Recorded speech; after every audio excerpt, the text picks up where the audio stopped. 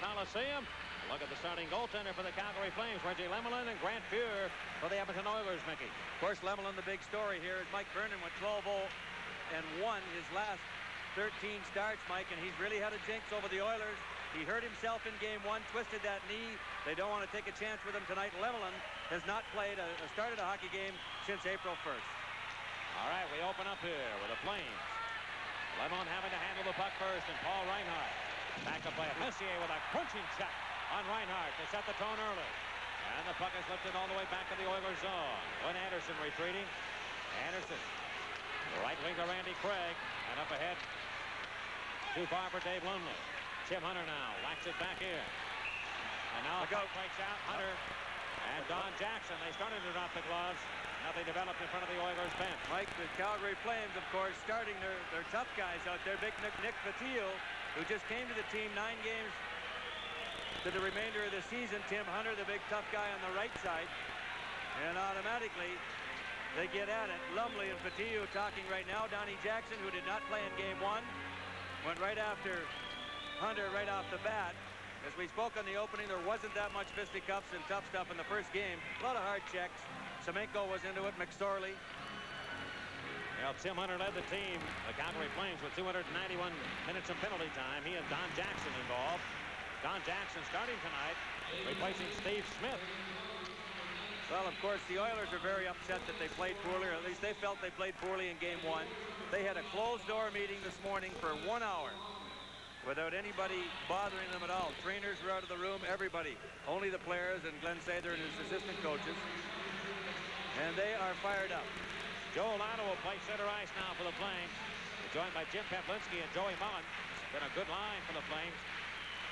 They won game number 1 against the Oilers right here, 4-1 on Friday. Craig McTavish with Dave Hunter and Mark Napier.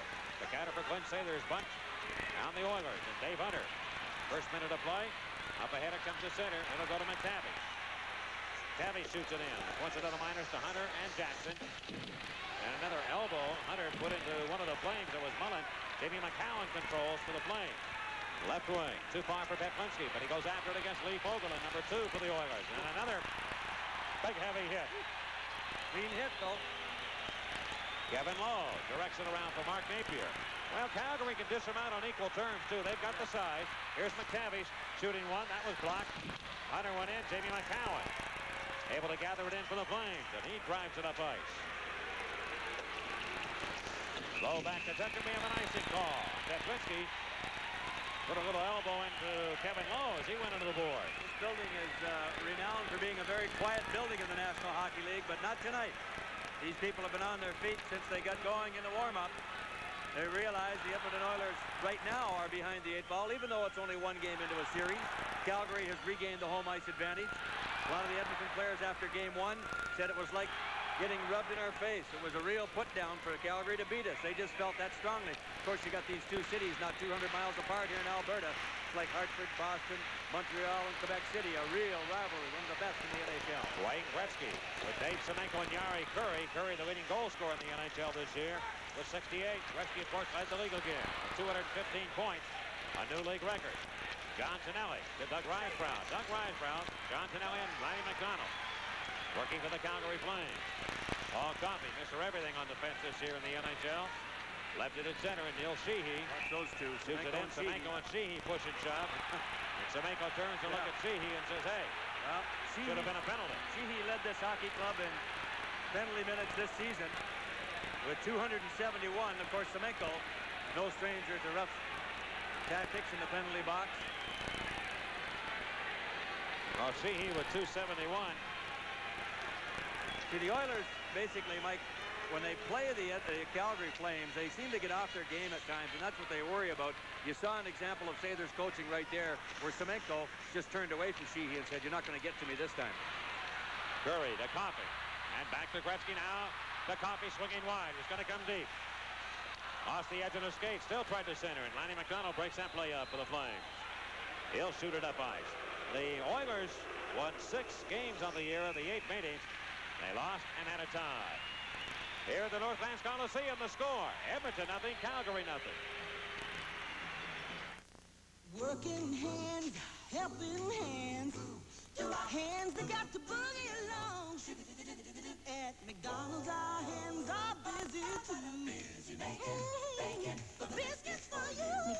buttermilk biscuit sandwiches, sizzling sausage or bacon, a fresh egg, and melted cheese. They're taking breakfast by the hand all over the land. It's a good time for the great taste of McDonald's. Fresh baked biscuits, our way of lending a hand.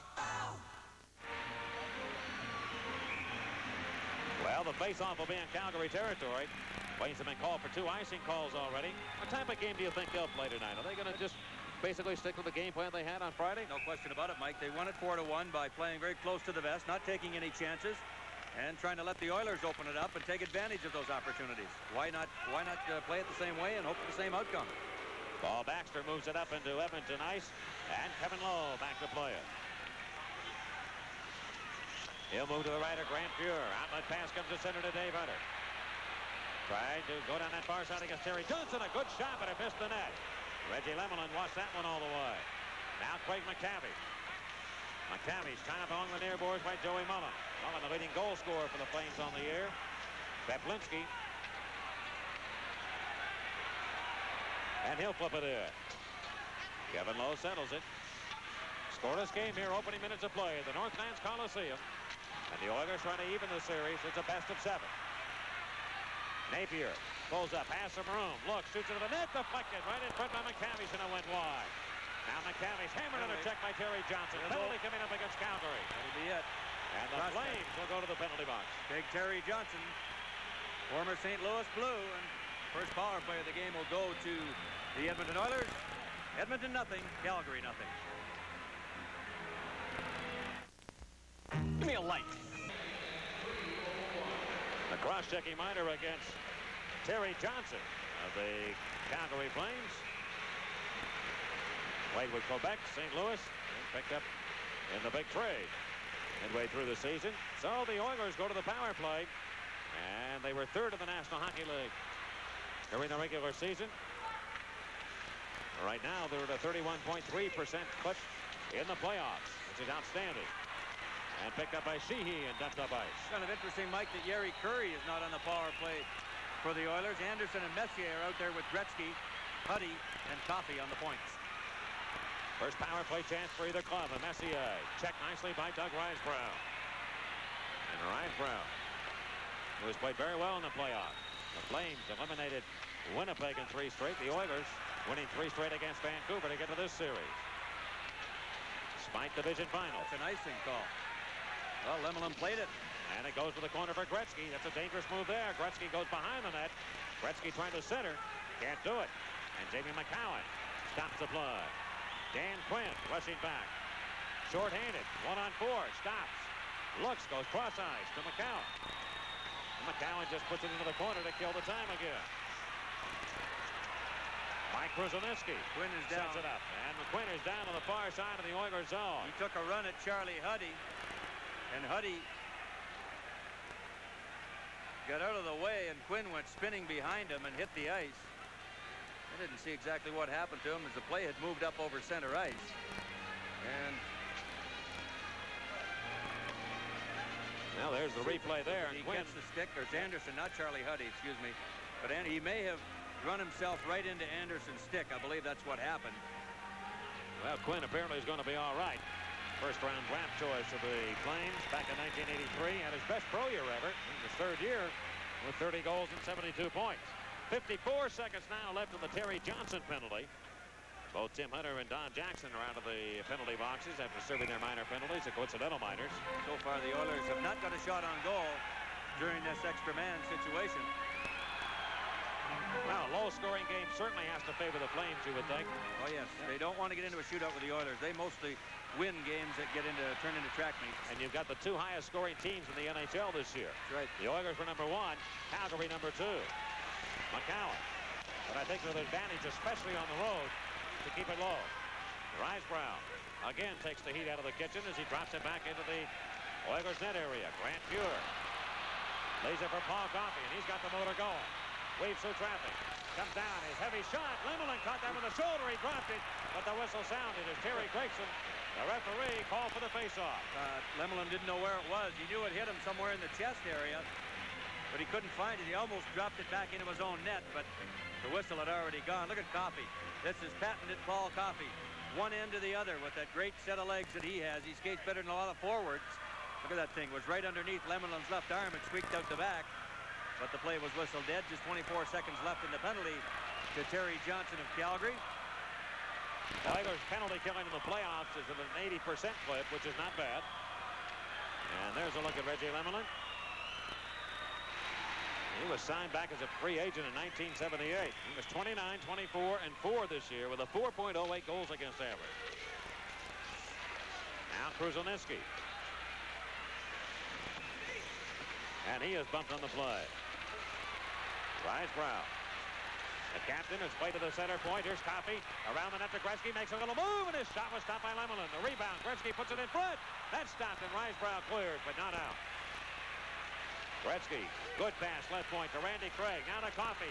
Gets it off, and the save by Lemelin again. Good stop. The Oilers are coming strong, but now here's Sheehy. Penalty is over. The Oilers back to full strength. Risebrow leaves it to the blue line for Lanny McDonald. Nice move to get around Kruzhelnyski. Shoots one on Pure, and he'll kick that out of there. Back around to the far corner, and Coffey will have to chase it down. McDonald, good shoulder check on Coffey. Good clean check so far by both these teams. Oh, yes. Up ahead, Gretzky looks for the mail. Can't deliver to anybody, and Paul Baxter has that puck. He'll go far side. Up ahead to Wilson, an offside play. So here at the Northlands Coliseum, the score. The Flames nothing, the Oilers nothing. In Alamance County, North Carolina, Honda lawnmowers. Well, the Flames go back with the Kerry Wilson line now with Tim Hunter and Nick Patillo on the wings. Working against Mark Messier, Wayne Anderson, and Dave Lumley. The Oilers unable to score on that power play. And Lemelin coming up was a pretty good stop. Yes, he did. He made a real good stop on Gretzky right near the end of the power play, but outside of that, the Oilers did very little with the extra man. Lee Fogelin unable to move it out again. And around the horn he sends it. Lumley will pick it up off the sideboards. Can't find Messier up ahead. Gary Wilson settles the play. Good pass to Patillo. He is bumped heavily at center by Lee Fogelin. He had his head down and turned. Fogelin caught him cleanly. Kevin Law. Now it is Patillo stepping to Messier. Messier, though, going for the puck in the right wing corner. And Reinhart got a piece of him. A penalty coming up again. Against Calgary again, I believe. A real shot by Hunter into Lumley. And boy, this place is erupting again. The Edmonton Oilers get the extra man advantage. We're still scoreless. Edmonton nothing, Calgary nothing. Welcome to Adventures in Insurance. Today we're with a man who makes Armor, high-fashion battleware. You got insurance? Oh, yeah, I got a great policy from my independent insurance agent. Oh? Well, he's a real pro when it comes to insurance. And he knows my needs, too. I see. Is there much call for armor these days? Oh, sure. It protects you from meteors, gamma rays, hailstones. But there is a drawback. And what's that? Oh, you got to stay away from magnets. Year after year, you'll like doing business with the Hartford, the insurance people of ITT. Power play chance number 2 for the Edmonton Oilers. Tim Hunter draws the cross-checking minor at 6:24 of period number 1. And the Oilers now trying to convert and take the lead here against Calgary. Joe Lano and Paul Reinhart, the penalty killers up front. Jamie McCowan. Well, Reinhart will play back. Risebrow will play up front. It'll be Reinhart and McCowan on the back line. There's a quick shot from the far side by Gretzky. Lemelin got a pad on that, and Risebrow shoots it long on Grant Fuhr. Fuhr, the 23-year-old goaltender for the Edmonton Oilers, played in every playoff game last year as the Oilers won their second straight Stanley Cup. Gretzky with a pass to Glenn Anderson. And McCowan winds it off the board. Gretzky trying to hold it in. He can't. That'll be an offside play. Anderson trapped inside. Well, at the moment, the Flames are doing a pretty good job of clearing any rebound chances in front of the net. Yeah, they're letting the Oilers have the one shot, and they are. They're really clearing the front of the net out there. I think, Mike, that I said when Sheehy got the first penalty of the hockey game, he led the Flames in penalty minutes with 271. That is correct number for him, 271. But this man, Tim Hunter, who just got the last minor, actually led the hockey team with 291. So both those guys no stranger to the sin bin over there.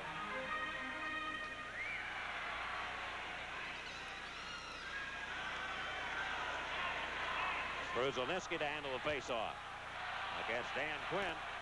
Gretzky and Curry on either side. Charlie Hunter and Paul Coffey. Well, it is usually a very reserved and quiet crowd here at the Coliseum in Edmonton. is alive. And Kruzoniski will carry it to the Edmonton line, and he shoots it in with 1:17 to go on the penalty to Tim Hunter. Gary Suter, the rookie defenseman, lost the puck to Gretzky.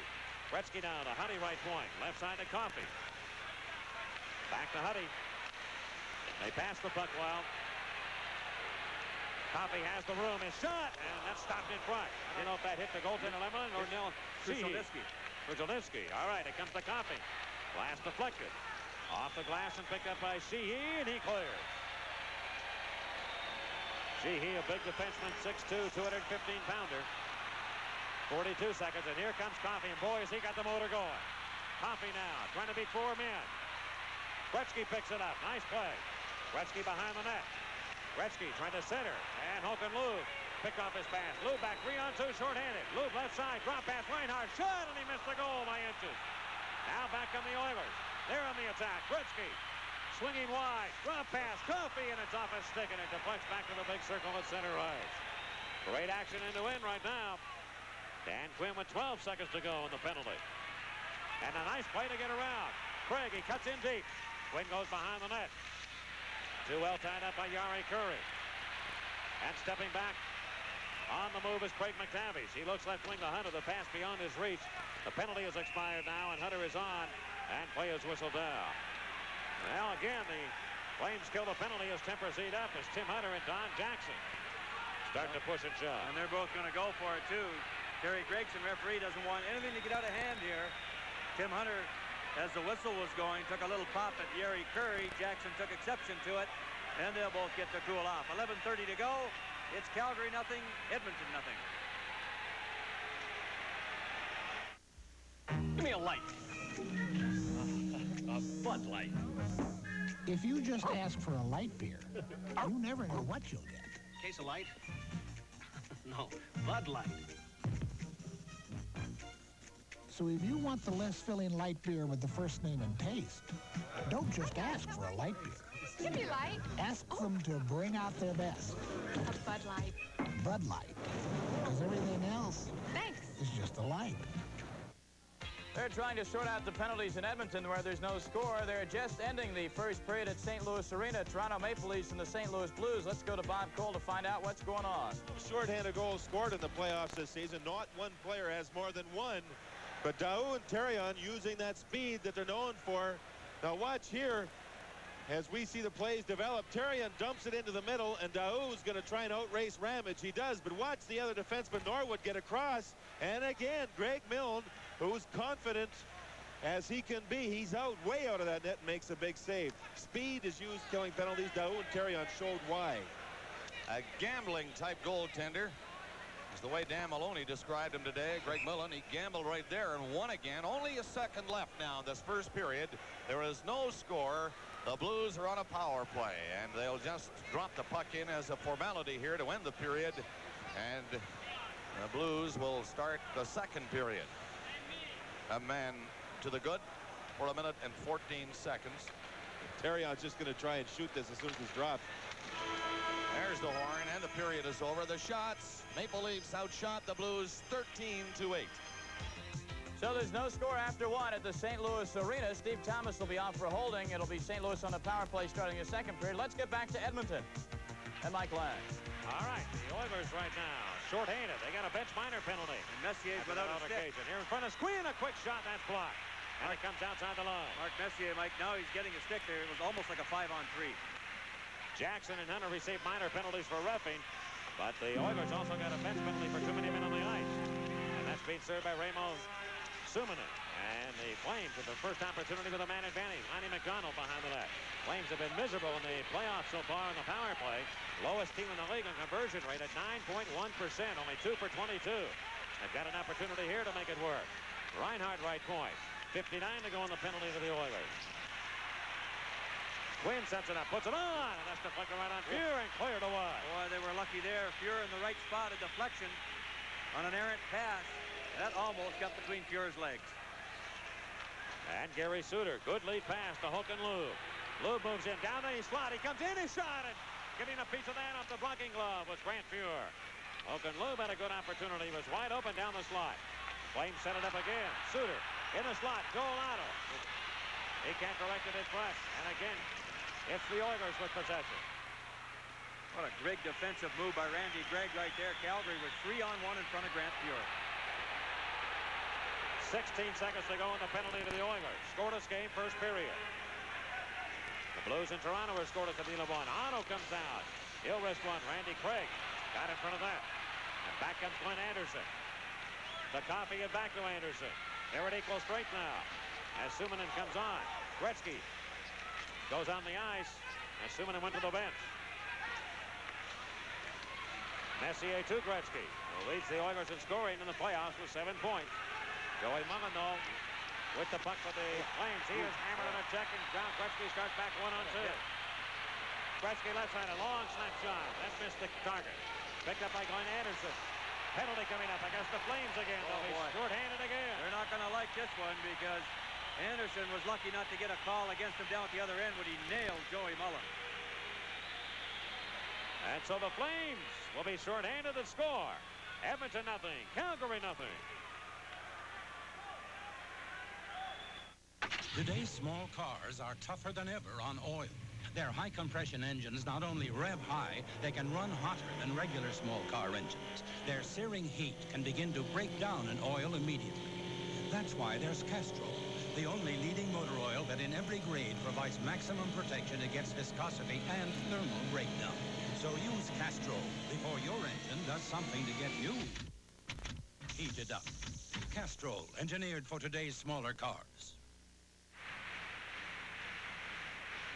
Well, Jamie McCowan gets caught this time for the Calgary Flames, and for the third time now, and only once to the Oilers shorthanded. Calgary goes in the penalty-killing situation. Let's have a look at it right now. Anderson busting for the net. McCowan didn't seem to do anything there at all, Mike. I think Anderson got hit from behind. McCowan, the product, and a Buckeye out of Ohio State University, sits in the penalty box, and the Oilers, you can't give them too many chances. No, they haven't done anything, though, the first two power plays. They've got to get it together. You keep missing on these power plays, it puts the advantage back in the other team's box. Reggie Lemelin starting his first playoff game after Mike Vernon. The young rookie netminder had gone 4-0. And the Oilers with Paul Coffey setting the play up. He'll dish it up to Yari Curry. Coffey set a new NHL record. Steal by Lube. Short-handed a chance. Breakaway. Walks in. He's shot. He shoots and scores. Hogan Lube. And the Calgary Flames take a 1-0 lead. Look at the bench. Boy, a giveaway by Yari Curry at his own blue line. And there was Hogan Lube to intercept. There's Curry trying to make the pass across the ice to Gretzky. And there was Lube, almost penalty shot fashion, 1-on-1. He beat Fuhr between the blocker and his body, high to the short side. And the Flames, on a short-handed goal, go up 1-0. Mickey, he looked right at Fuhr. He had his chance. Yep. Anything Fuhr did wrong, in your opinion? You were a great goal scorer. No. Well, no, there's not much he can do. He just stayed right in the middle, and Lube decided to shoot the puck instead of deking him, and he just put it right in the perfect spot. Oilers tried to get cute. It cost them. That's the first shorthanded goal by the Calgary Flames in playoff action so far. And it comes at a big moment here, giving the Flames an early 1-0 lead. The power play still in effect with Jamie McCowan off for tripping for the Flames. And here come the Oilers. They'll try and get it back. Gretzky swings in to Curry. Kruzhelnicki giving the puck to Coffey. Comes out. He turns and shoots it just wide. Oh, Coffey's got the mobility of a great forward. But as a defenseman, Kruzhelnicki around the net. Gretzky backhand one. And that one wide of the cage. Cuddy on the far wing. Can't hold it in. Dan Quinn will chase to the Calgary bench. You saw that Flames bench come alive after that goal by Hogan Lube. Glenn Anderson. He has 4 Flames to beat, and he lost it again. Here's Lube back short-handed, 2-on-1 with Risebrow. Lube skating well, comes in, his wrist shot, great save, rebound. And Lube put it in behind the goal. Doug Risebrow. He will chase it down, and Calgary's playing some inspired hockey right now. Anderson rushes in, 19 to go on the penalty. He'll push that one wide of the glove hand of Reggie Lemelin. Petlinski. Boy, it's been a great skating game so far, Mickey. Calgary's really doing a job. Edmonton is just not making the plays. Joel Otto slaps one off Randy Craig. Penalty is expired. McCowan comes on. The Oilers are 0 for 3 on the power play. Gretzky weaves his way in. The Oilers led the NHL on the power play this year, and that shot went wide. Among the leaders, here is Petlinski now. He'll move into the near corner. Lowe ties him up. There's now a penalty coming up. Yep. It'll be against the Oilers, a holding call. And all of a sudden, the Oilers, like a team that really came out smoking in the early going, they're finding themselves in a jam here. They gave up a short-handed goal. Now the Flames with a good chance here to try and get a second goal and take the lead by 2. Well, Kevin Lowe had taken Petlinski into the corner. He grabbed a hold of Petlinski's stick with his left hand and just didn't let go early enough. And Terry Gregson stood there and saw enough of it and said, that's it, you got to go. So important to get the lead in this series with these teams. And here is the only goal of the hockey game. Lube just dropped that shoulder a little bit. Fuhrer went down and he buried it. Top corner. 6:35 to go. First period, 1-0 Calgary. Kevin Lowe in the box for the Oilers. They've failed to capitalize on 3 power play situations. And Calgary on one of them scored the shorthanded goal by Lube. And Hogan Lube's second playoff goal. The Flames seem to have the Oilers off their game, Mike. They got the 2-0 lead in game 1, and that changed everything around. It's so important to get the lead in this series. Now the power play chance for the Flames. Their second. Gary Suter out of Madison, Wisconsin. University of Wisconsin product. Swinging over to Lanny McDonald. He is bumped in the play nicely by Randy Craig, and the Flames have to go back and corral it again. Left for Paul Reinhardt. Good pass to Hunter. Going right wing. Dan Quinn. Throw it in front. Lanny McDonald can't get there. The pass was up too high. And again, played to center ice. Paul Reinhardt with 5:58 to go in period number 1. Calgary leading 1-0 and on a power play.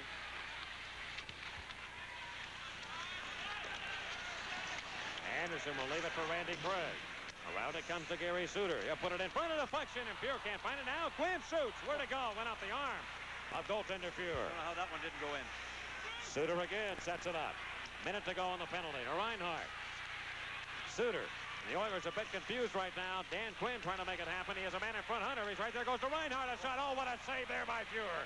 He just got an arm on that shot by Reinhardt.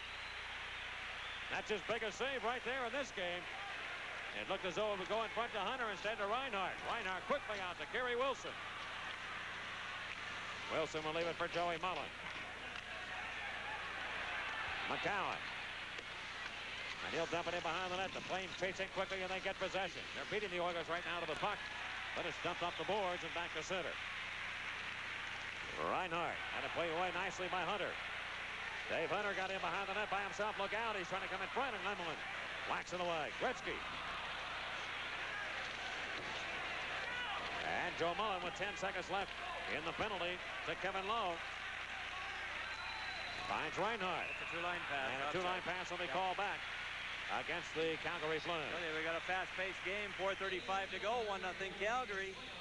And right now the Flames are taking it to the Edmonton Oilers. They seem to have Edmonton off their game. They're trying to make passes they shouldn't be trying to do. Trying to get fancy. And that was the complaint that Sather and his coaches had Mike in game 1. Tried to get too perfect. They wouldn't dump the puck in. Gretzky admitted after the game, he said, it's time we listen to our coaches instead of being so stubborn. As you look at some Calgary action, and there is where I think Fuhrer made the save. It hit something, probably Fuhrer, a scramble of players. And Reinhardt with a one-time bullet. Grant Fuhrer, they tell me, in game 1, Mike, played just like that. When Calgary was up 2-0, it could have been 5 or 6. The Flames are now out shooting the Oilers 7-5, and the penalty now has expired. They're back to equal strength. And a penalty coming up again here. And I think the Oilers will be penalized one more time. What happened? Was it a glove pass? Or saw Gregson with his hand up in the air. When the Oilers touched the puck, he did blow the whistle. All right, we'll see. But it very possibly... No, he's headed over. There's going to be a penalty against Mark Messier, I believe. Yeah, Messier heads for the penalty box. I didn't see what happened down there. Could it have been closing the hand on the puck? That might be a possibility. I really didn't see what happened. It's interference, I believe. Now, where is 11 Messier? There's a hit by Lumley on McCowan, 34. The puck came out. We don't see number 11 Messier in the play, but it is an interference call to Mark Messier. And apparently he interfered with Lanny McDonald of the Flames. 15:35 first period. And the Flames just came off a power play.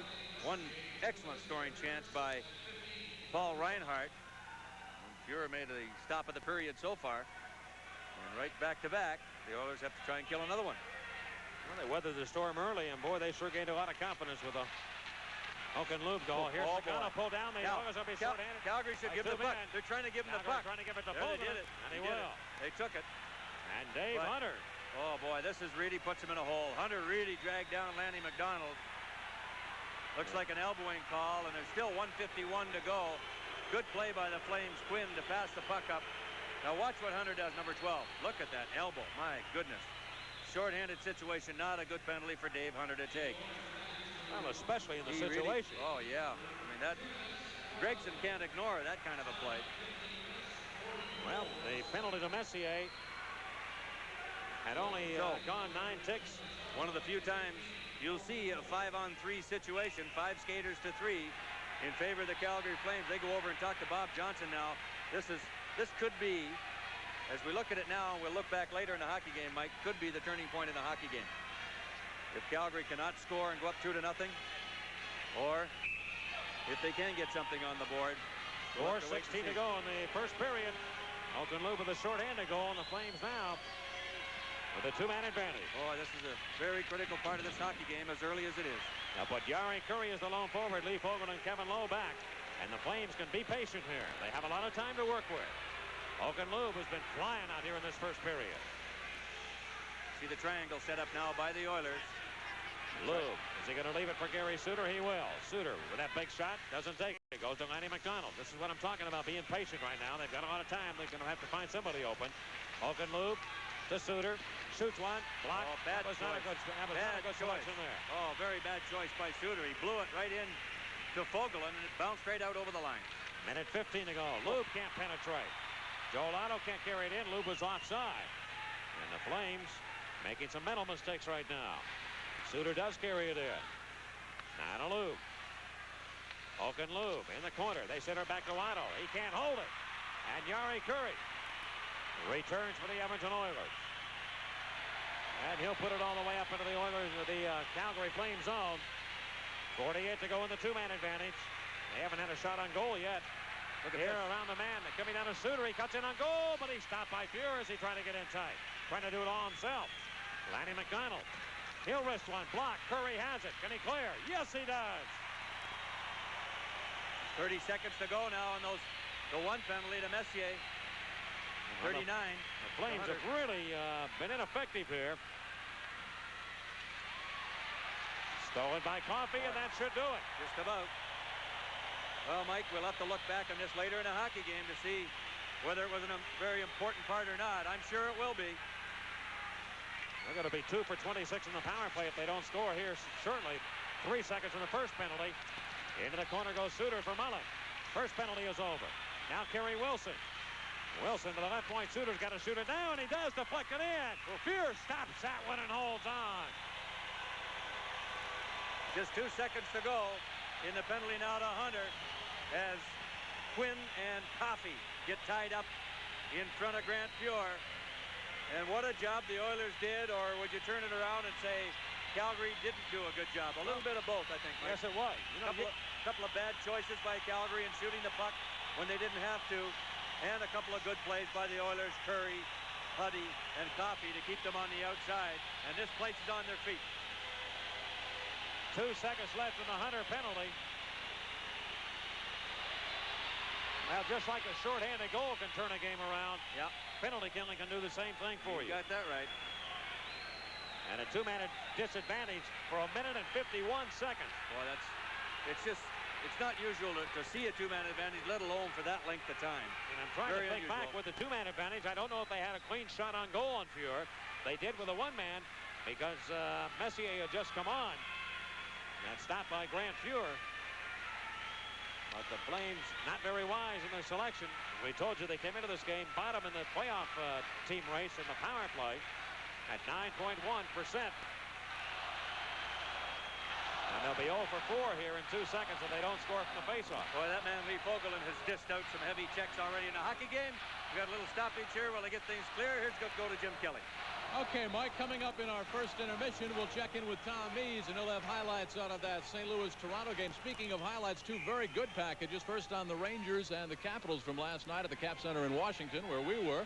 And, of course, on Montreal getting the equalizer against the Hartford Whalers. Speaking of Hartford, we'll be in Hartford tomorrow night, right here on ESPN. Game 3. We'll have that for you. Also in the intermission, we'll check in at SportsCenter. And Tom Mees will have the Bud Light hockey news. That's all coming up on ESPN Road to the Cup. Thank you, Jim. The second penalty has expired, so they're back to equal strength right now. And the Flames with a 1-0 lead. Wayne Gretzky working the Oilers zone. The Flames zone, I beg your pardon. And Gretzky trying to dig that puck out of there. And they'll freeze it. Hunter and Sheehy push. Now Gretzky get the stick up. That's not very usual for Wayne Gretzky. No. Well, I'll tell you, these teams they honestly, Mike, do not like each other. You don't have that many great rivalries of this type left in the NHL, but these two have a very large dislike for each other. And a lot of that is built up over the years through the media. They've met twice before in Stanley Cup playoffs. The Oilers 2 years ago beating the Flames in 7 games. And 3 years ago they beat them 4 games to 1. The Oilers had a home playoff record of 18 straight victories until Friday night, the 18th of April. And 2 years ago on the 18th of April, the last time they lost was to this very team, the Calgary Flames. The old record was 15 straight at home by the Montreal Canadiens. A minute 47 to go. When's the last time you looked at the scoreboard and saw the Oilers at home with 5 shots on goal? Right. That's what it is, 9-5. In fact, they had outshot the Flames 5-2, so the Flames have had the last 7 shots. Of course, they've had some good power play opportunities to work with, too. Jamie McCowan. And he'll direct it up to Joel Otto. Otto looking right wing, Petlinski way outside. And they'll bring it back. There's a look at Jim Petlinski.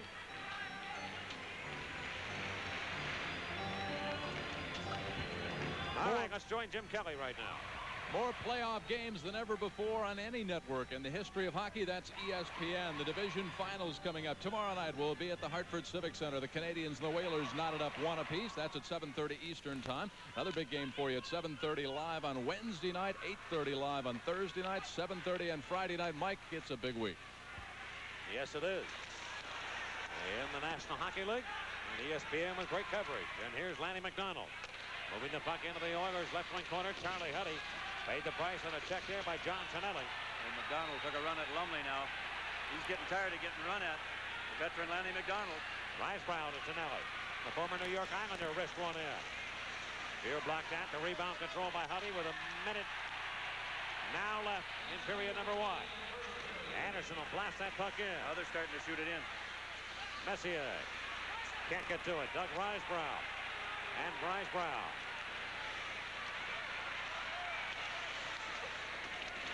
Huddy puts it back in behind Reggie Lemon. Messier, good play to center, but it went right by Glenn Anderson. Open net as Lemon was out. To the right wing goes Lanny McDonald. McDonald moves in. McDonald put it up the side of the net. And Paul Coffey winds it up again. Coffey, one of the great skaters in the league, right side. Trying to be McCowan, goes behind that, centers in front, shot, score! What a play. Glenn Anderson in front from Paul Coffey. What a play by Coffey.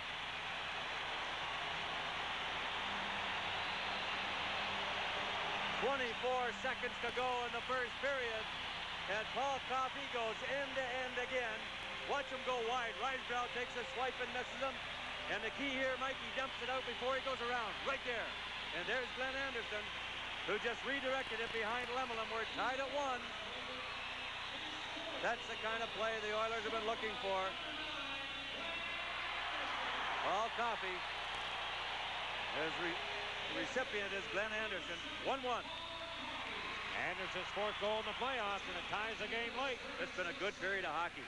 Low scoring, but a good period. Well, Coffey kind of took it under his own wing to make the play happen. Here's Napier behind. Petlinski puts a shot on. That's stopped by Lemelin. Rebound, Don Jackson fanned on it. And Joel Otto.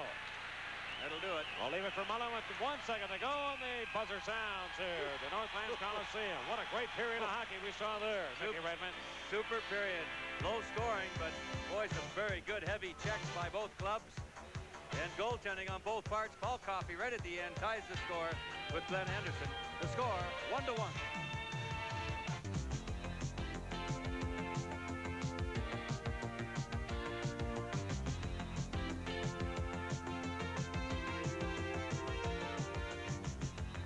The NHL on ESPN is being brought to you by Ford and your Ford dealer. Have you driven a Ford lately? And by Metropolitan Life and affiliated companies. Get Met. It pays. And by Casio, maker of the shock-resistant, water-resistant G-Shock. It's one tough watch to beat.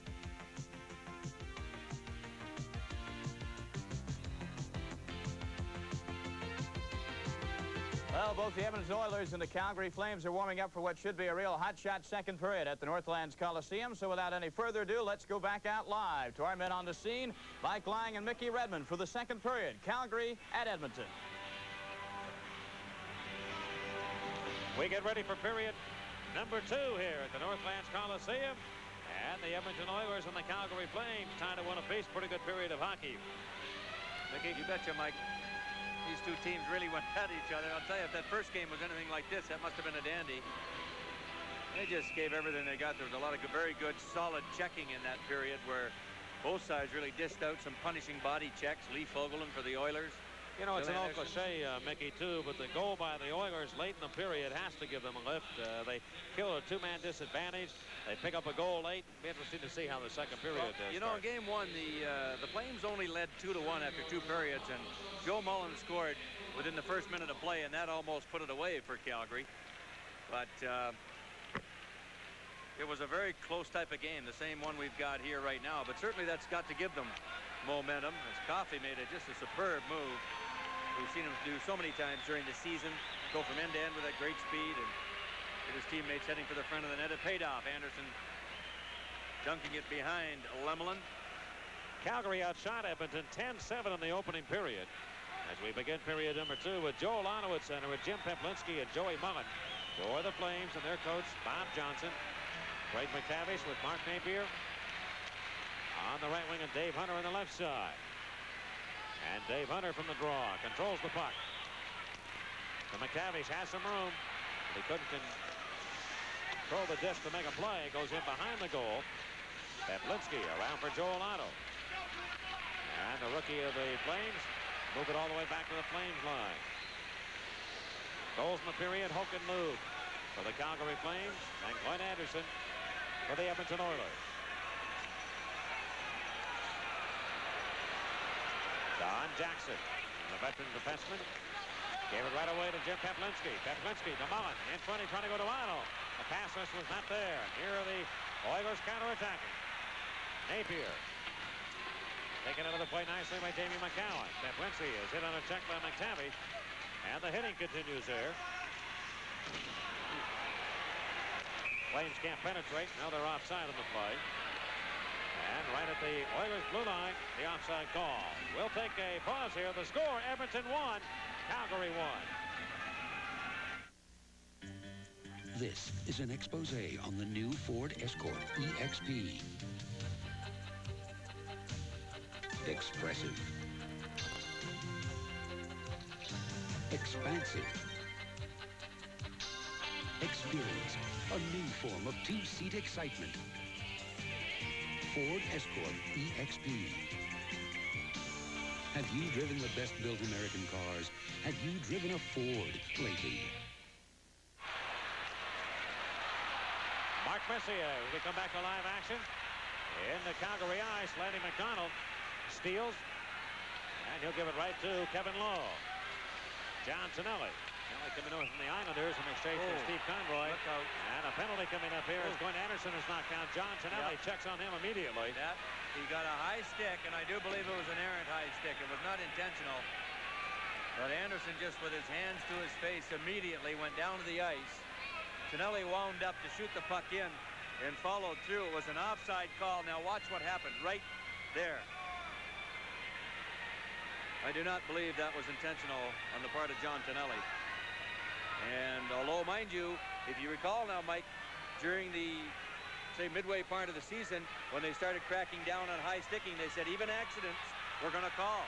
And if there's blood on Anderson, that will be a 5-minute penalty. All right, here from the Coliseum, the score, Edmonton 1 and Calgary 1. What's the world-famous Metropolitan Life representative up to now, Charlie Brown? He wants to make sure people know that Metropolitan offers auto insurance, homeowners insurance, health insurance, and retirement planning, as well as life insurance. What's he got in mind? Good grief! Spectacular!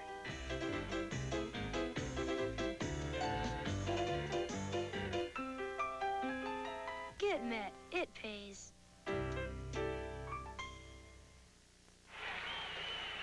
Well, there's a look at John Tonelli, who is in the box right now. He's getting a 2-minute minor penalty for high sticking. Say they're obviously upset about it. Anderson has blood on the facial area, and they are hollering for a 5-minute major. They're not going to get it.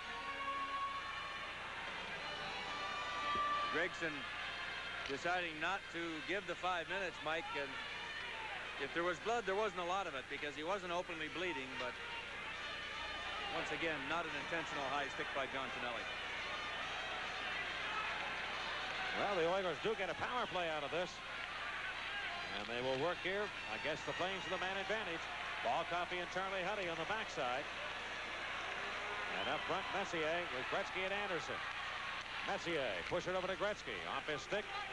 The Oilers 0 for 3 in the power play tonight. This is their fourth chance. Anderson going to Gretzky. To Huddy. Left side of Coffey. He'll wind one up. And that missed by a wide margin. Huddy puts it back in behind the net. Terry Johnson trying to clear. Can't. Gretzky behind the goal, and he loves to be there. That's off the stick, and the Flames still can't clear. McCowan, though, will find the opening. 1:18. And here comes Paul Coffey. Coffey. It's up to Messier. Drop pass to Gretzky. Looks it over to Huddy. He's open. Slap shot blocked nicely. And Gary Suter gave his body up. And it'll be played by Colin Patterson. Right back down to Edmonton real estate. Huddy leaves it for Anderson. A rink-wide pass for Paul Coffey. Boy, when Coffey grabs that puck, you remember back to the days of Bobby Orr when he would take it and run. Sure do. There aren't many guys that can do it. And here he comes again. Coffey down deep. Sheehy to beat, centers it. Patterson anticipated very well, and he played it up the boards. Gary Suter lost his stick. It went into the crowd as he hit Randy Craig. Somebody got a lucky souvenir, a free one. Wasn't even broken. Now Lemelin handles it. Sheehy. Gretzky trying to get it back to Curry. It had too much mustard on it, and it came back to the neutral zone. 15 seconds to go, and the penalty to John Tonelli of Calgary. 1-1 the score here in the second period. Off Gretzky skates, and McCowan cuts the angle off and plays it back with the Edmonton line. Penalty has expired as Tonelli comes on. Gretzky, though, with possession, going to Craig. And Curry in the slot. Went right by his stick. Craig holds it in. And Gretzky now feeds it cross rink. 2 Oilers over skate, and here come the Flames. Back 2-on-2, make it 3-on-2. Sheehy's in the play, but they can't get it to Rise Brown. And the Flames had a good chance there. Back comes Gruzeleski. He steps in. He'll try and beat defenseman right out in front for Curry, and it just went off the pads of Reggie Lemelin. Now McCowan swinging out to John Tonelli, and the tempo picks up again. Tonelli waits down the slot. McCowan there. His shot is blocked. Rebound. Mullen shoots. Good save here. The rebound. There is no rebound. Big save by George. Boy, on Mullen, what a big stop that was to keep this game tied at 1. Boy, Joey Mullen, Mike, was point blank. All right, the score, Calgary 1 and Edmonton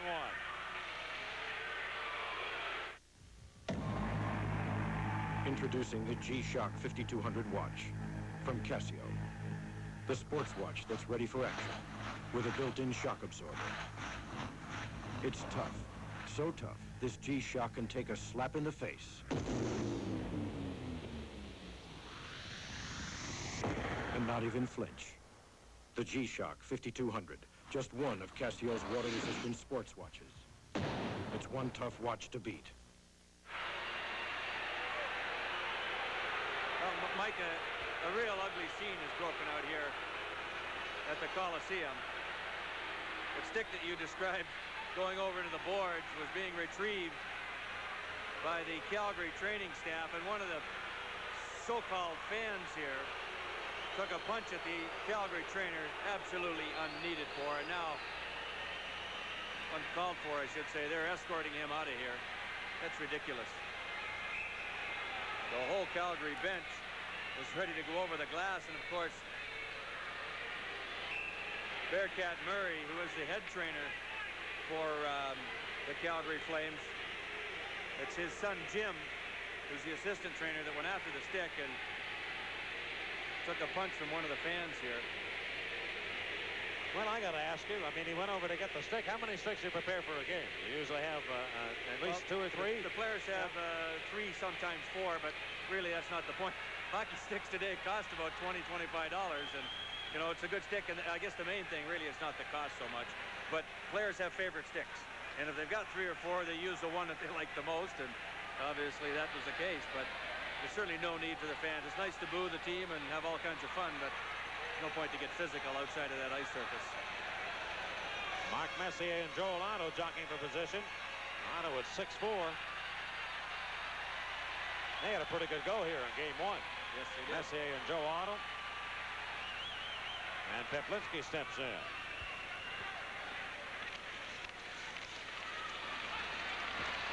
Work back to center. Terry Johnson and Paul Baxter, the 2 defensemen on now for the Flames.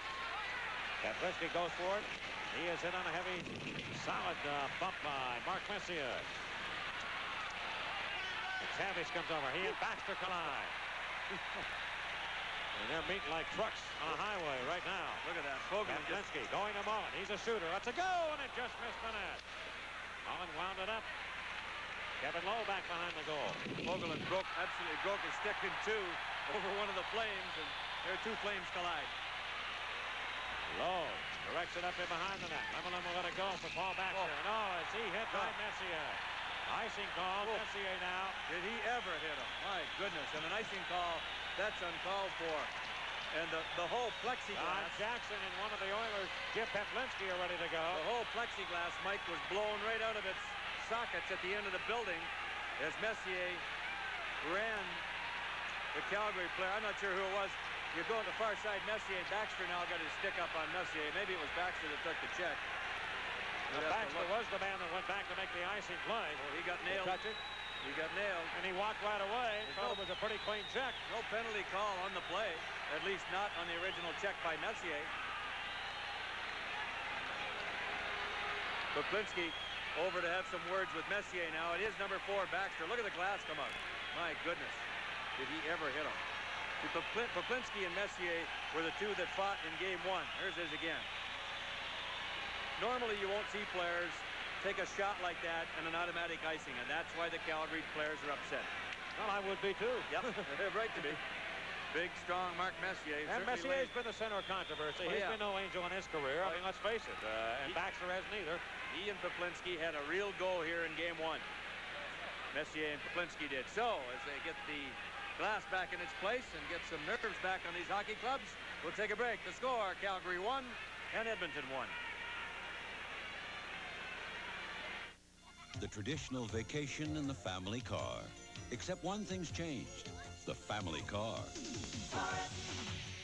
The new Ford Taurus. One car designed to meet all your driving needs, as well as the needs of those you're driving. Now there's an American car that has exactly what we've been looking for. Taurus. Have you driven a Ford lately? Effects are just so loud. I mean, it grounds out.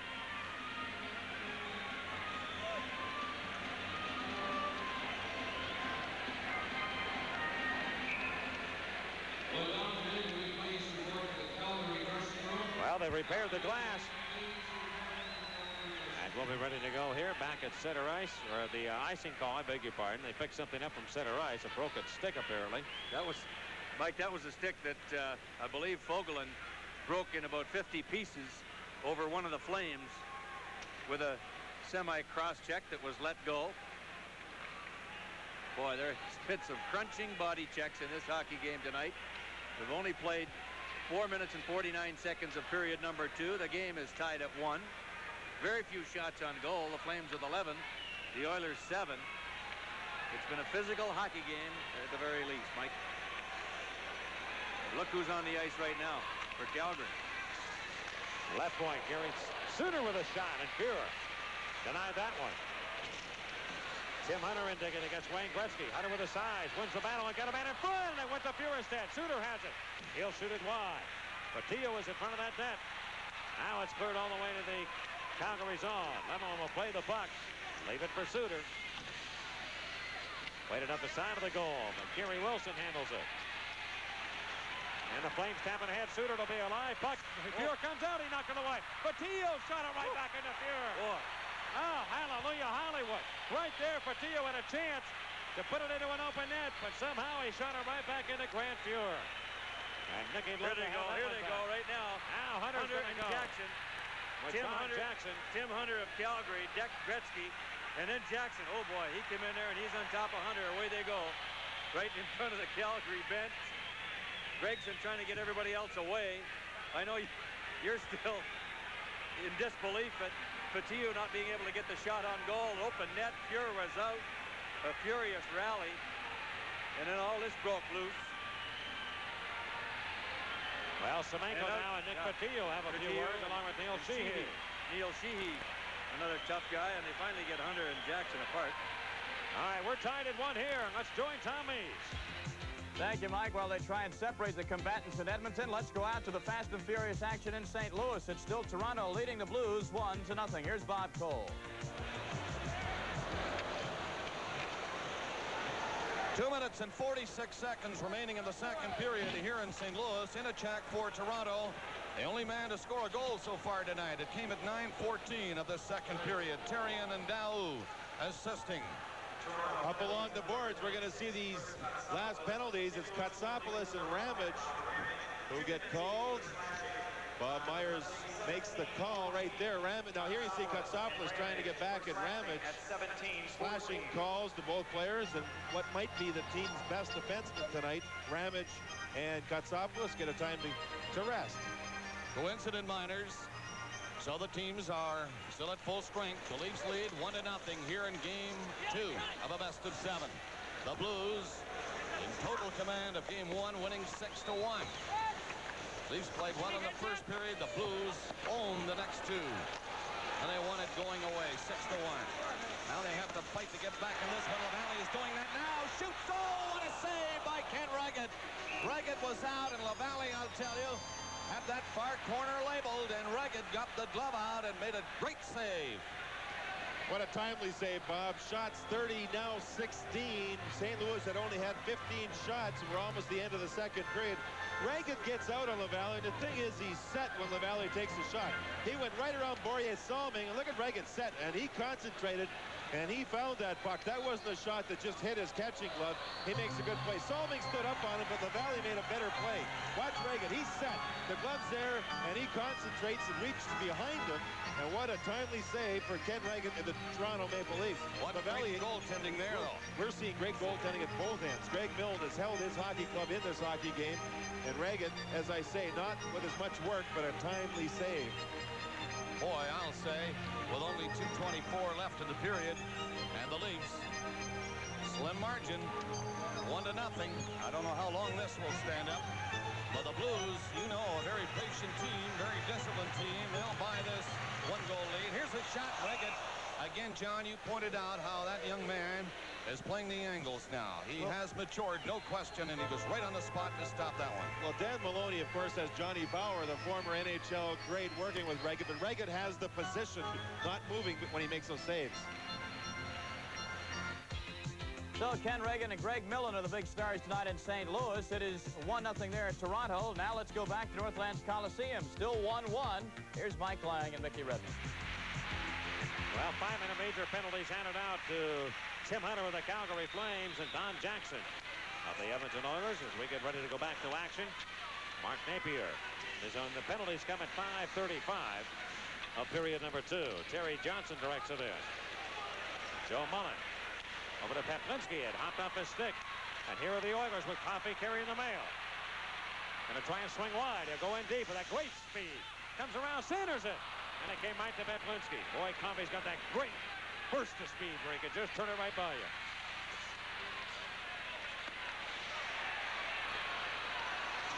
Hunter back. He'll direct it up for Craig McTavish. And McTavish in a 1-1 tie. They played almost 6 minutes here. In the second period, an offside call. Now Baxter and McTavish push and shove, and now Baxter take a shot at McTavish. And you just have that feeling in the second period they're not going to get out quiet, Mickey. We are tied. Edmonton 1 and Calgary 1. There's something about a born leader that you recognize immediately. That's why over 43 million people flock to Metropolitan for insurance protection. That's why 68 of the top 100 American industrial companies come to Metropolitan for employee benefit programs. In fact, Metropolitan is one of America's largest pension asset managers. Because a leader is someone you feel sure about, no matter what. Get Met. It pays.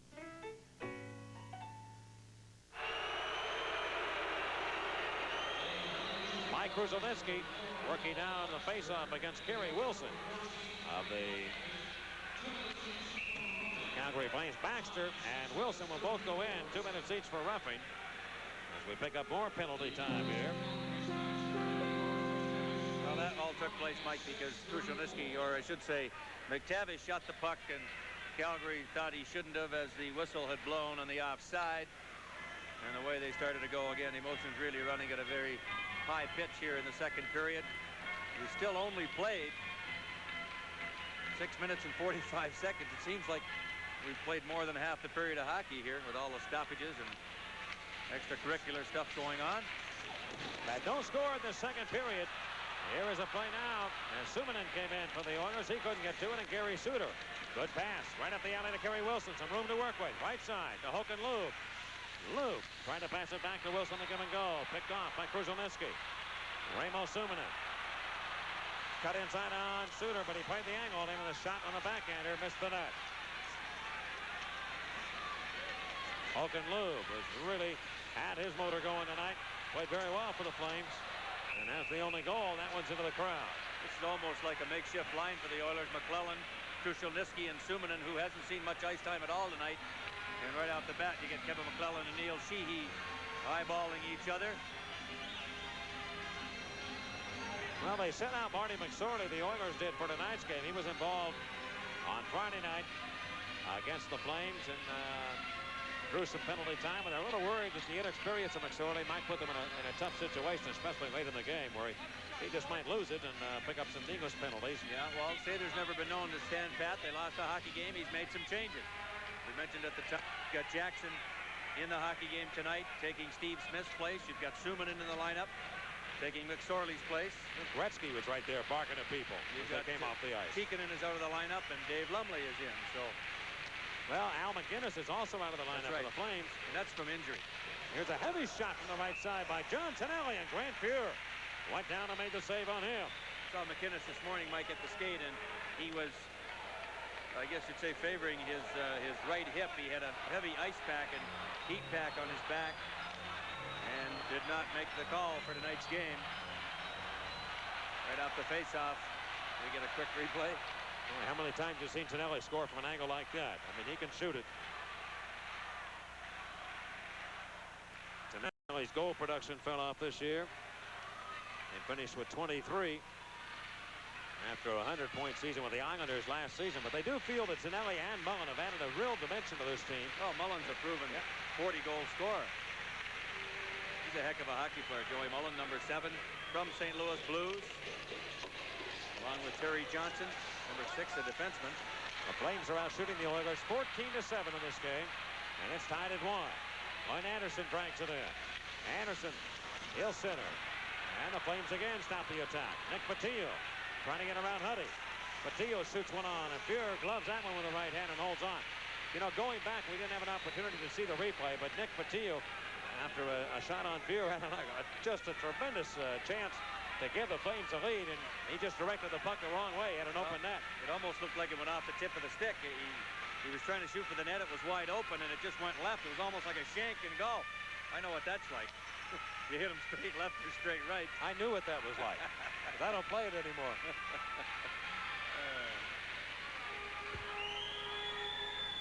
Of course, Nicky Fotiu missed most of the season. He had knee surgery. And worked out during the year and came to Calgary with 9 games left in the season. Out in New York area, Staten Island. Charlie Huddy gets across center right. He'll dump it in. Wayne Anderson to chase. Now to Gretzky. Gretzky trying to feed it back, and McDonald took him out of the action. But the Oilers keep it in. It goes to Anderson. And that one is up into the crowd, too. Getting dangerous in the crowd, even. Flying big pieces of glass, plexiglass coming out, pucks, sticks. Had a little bit of everything in the crowd tonight. Imagine what these games would be like back in Calgary. Tuesday night, game 3. Thursday night, game 4. The Olympic Saddle Dome will be rocking. This is one of the loudest crowds I think we've seen in here in the North Mass Coliseum over the years we've had the pleasure to come in. They have been alive prior to even the start of the game, trying to get the Oilers in the mood. They trail the series 1-0. Randy Craig wristing one that was 30 feet wide of the goal. I think he was trying to play for a carom, hoping somebody would come in. Off the pass. Nobody there. John Tonelli, a familiar style that he has. Gary Suter with some room. He comes in with a shot. He shoots and scores. He fooled Grant Fuhr on that play. And he beats him to give the Flames a 2-1 lead. Well, the Edmonton defense allowed Suter to go right between them, Mike. And it looked like Fuhr got a piece of it, but not enough of it. Tonelli started to play out. Now look at 20 Suter. There you see the defense. They stay wide apart. And back. A very normal shot. And Grant Fuhr just did not make a good play on it. He should have had it. Watch this from behind the net now. Just a flick of the wrist. And Fuhr miscued. It's 2-1 Calgary. Well, it looked to me like he looked the other way just for a second. And that allowed Suter to come back and wrist that puck in off Fuhr's glove. Take a look at his reaction. I might be wrong here, Mickey. See, the Edmonton defense backed in. They shouldn't have. Paul Coffey, Randy Gregg. 8:20 is the time of the goal, so the Flames have the lead again. And Suter, his second playoff goal. He's been talked about as a possible Calder Trophy winner, as Rookie of the Year in the National Hockey League. Otto blasted off the glass. And Fuhr will play it away to the near corner. Big goal there with the Flames. The only one here in the second period. Messier will try and get it back. He pulls up, breaks on. Passing across to Lumley. Back to Messier. Got a man wide open. Left side, Craig. He moves in. He's there. A shot. He shoots and scores. And we're tied at 2. It might have been deflected in. Mike, that puck was definitely deflected. But I'm not sure off of what. It may have been off a Calgary defenseman. Randy Gregg had all the time in the world to walk right in.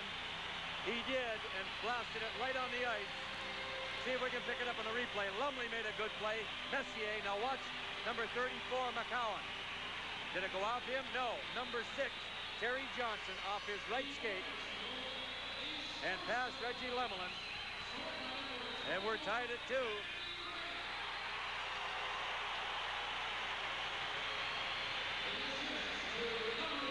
Randy Gregg gets credit for the goal. What, just 31 seconds after the Calgary goal by Suter. It went off the right skate of Terry Johnson of Calgary, but a nice play by Messier and Lumley to set that whole thing up. And now it's tied again at 2. You know, Mike, that goal, not that it just tied the hockey game, but may be very, very important for the emotion of the Edmonton Oilers. The score, Edmonton 2 and Calgary 2.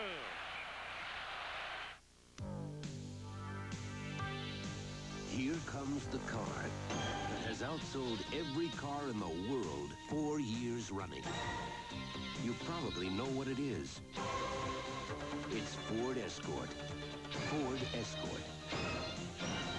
World's best-selling car, 4 years running. Have you driven the best-built American cars? Have you driven a Ford lately?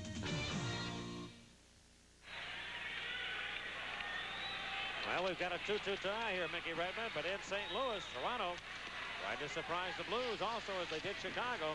They lead 1-0 at the end of 2 periods. This is Wayne Gretzky, number 99. And his shot off the skate.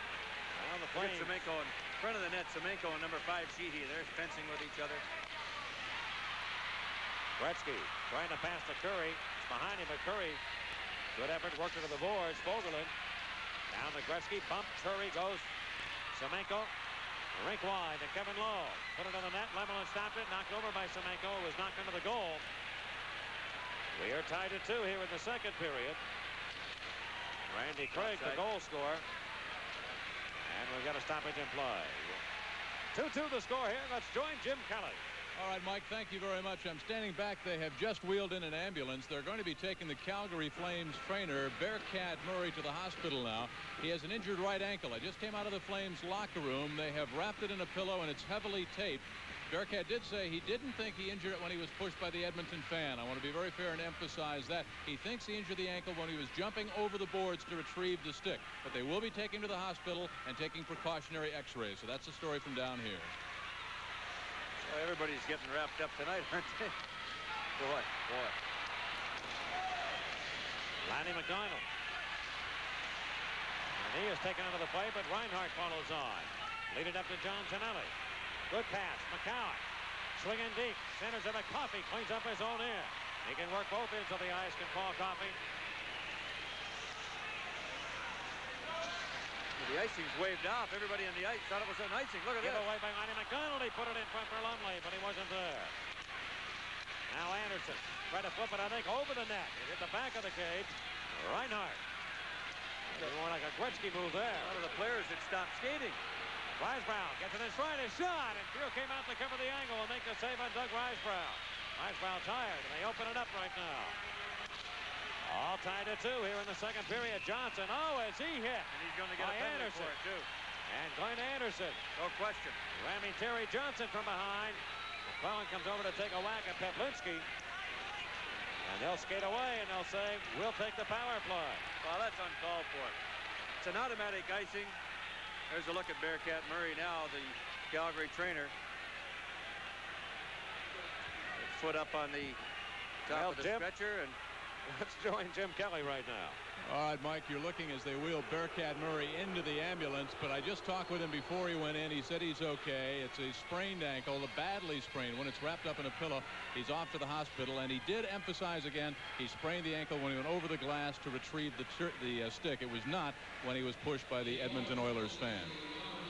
You know what happened, Mike, exactly what happened is when his son got punched at by the Edmonton fan, Bearcat was the first one to go over the glass trying to help his son out, and that's where he hurt that foot. But the whole thing was very unnecessary, unfortunately. Well, the penalty now to Glenn Anderson of the Edmonton Oilers. Another unnecessary deed by Anderson. That was an automatic icing, and it's almost a cardinal rule that you do not do that kind of stuff, and he shouldn't have done it. He deserved a penalty on the play. There's no question about it. And Gretzky steals. The Oilers, who led the league with shorthanded goals on the year, going offside to Messier.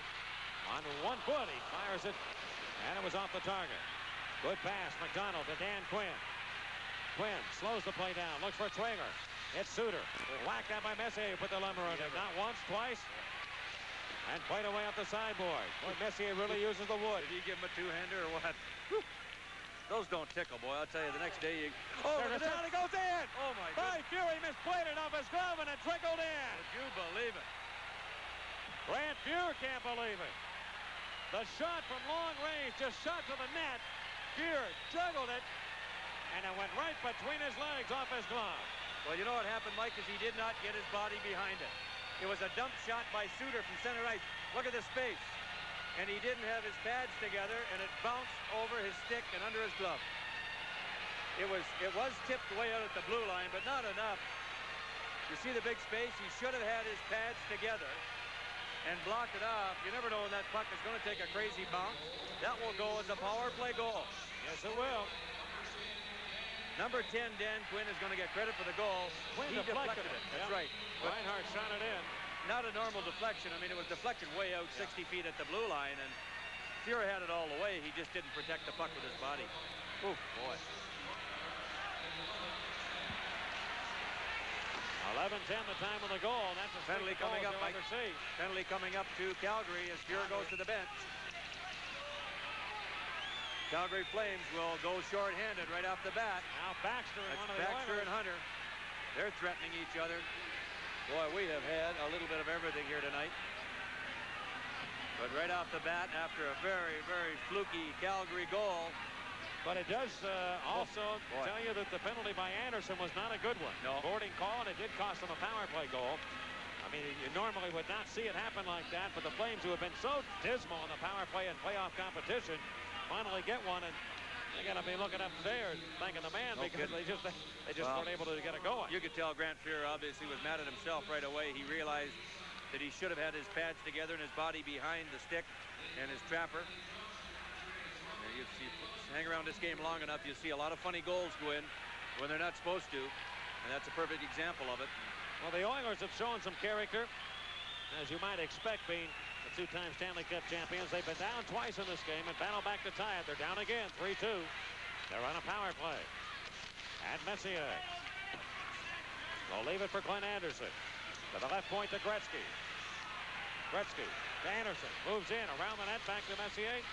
Gretzky looks it over, shoots it, deflected in. Oh, it hit the crossbar. The rebound. Oh, do you believe and Lemon stopped that. I thought it was headed in. How didn't that go in? That did hit the bar. It bounced up. Bounced off the bottom of the crossbar. Did not go over the line. Boy, oh boy, that was incredible. Gretzky with a shot from the point was deflected in front. And it took a hop and went straight up in the air. Hit the bar and came out. Watch the net and the crossbar. Watch this. Look at right over top of Lemelin's head, down off the bar, and how Anderson didn't put the rebound in, I'll never know. Boy, oh boy.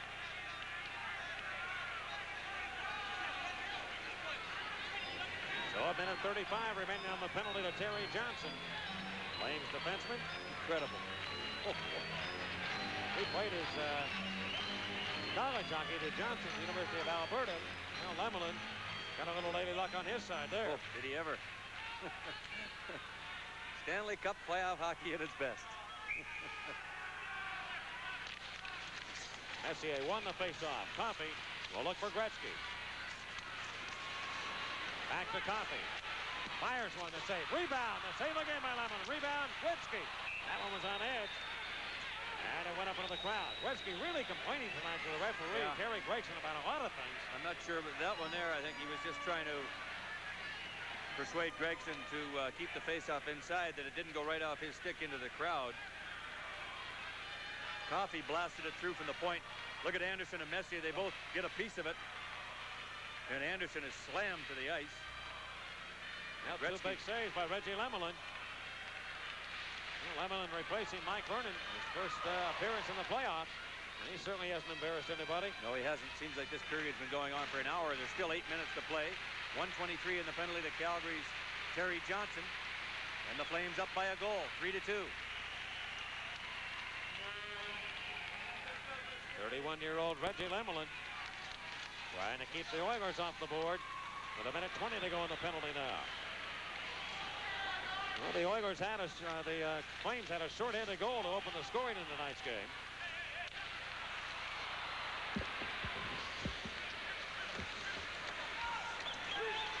Gretzky giving the puck to Randy Craig. And again, it's stopped by Calgary. Now they're doing a pretty good job of stopping the attack. Coffey will go back.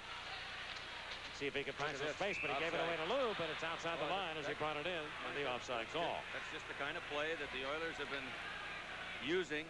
Coffey just throwing that puck up the middle. If that hadn't have been offside, that would have been a great scoring chance for Joey Mullen. That's mental. That part of the game is strictly a mental part of the game. The Oilers have not been sharp mentally in game one and at times here in game two. Giveaway by Yeri Curry in the first period. Hakan Lube, breakaway goal. Penalty shot fashion. He went in, intercepted the puck at center ice, and went in one-on-one with Fuhr. But the last two Calgary goals, Mike, have been tainted goals. Suter's shot the second goal. Fuhr should have had it. And that third one just a few moments ago. From way out. Charlie Huddy will move it up now. Lemelin unable to stop it. Bill Sheehy in the corner. Gretzky tried to strip him of the puck. Gretzky will look it over and wait for it to squirt free, and he gets it. What a play there. Gretzky moving in a backhander. That's blocked in front of the goal. Gretzky hauled down. Play goes on. Drives Brown. moving in. He's around Hunt. He comes down. Now he flipped it back in front. Nobody there. Risebrow turn around. Here are the Oilers. Gretzky zigzags in. Tried to pass to Coffey. Does come to him. But it hops out. A diving Charlie Huddy pushed it in. The offside call. Now some of the breaks going the Flames' way now. Gretzky trying to make some plays, but give the Flames a lot of credit here tonight. They're still playing very strong hockey, and they have the lead 3-2. A lot of teams might come into a situation like this where they've won the first game on the road, and as they like to say in hockey, we like to come in and steal one and then go back home 1-1.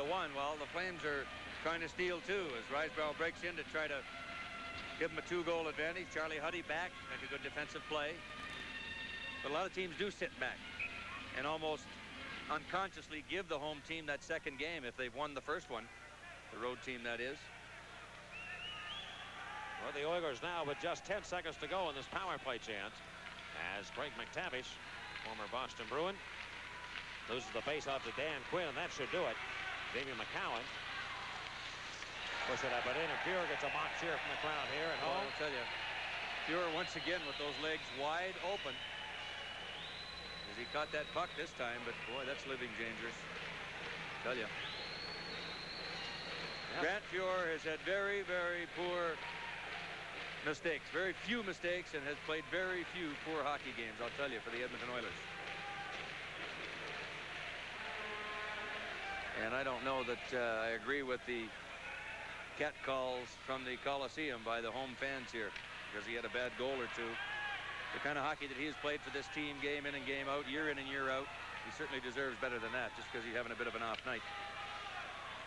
Well, the Oilers as a team have really put Edmonton on the map as far as North America is concerned by winning 2 Stanley Cups.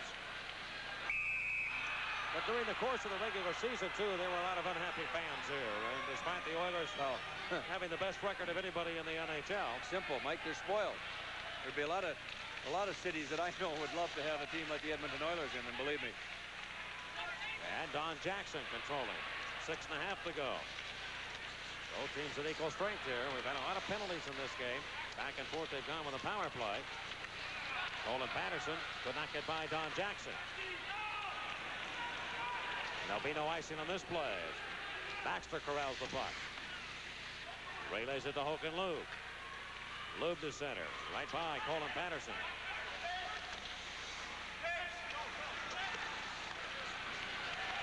Napier to Craig. And a good checking again by Calgary, shutting down the Oilers at the moment. Yeah.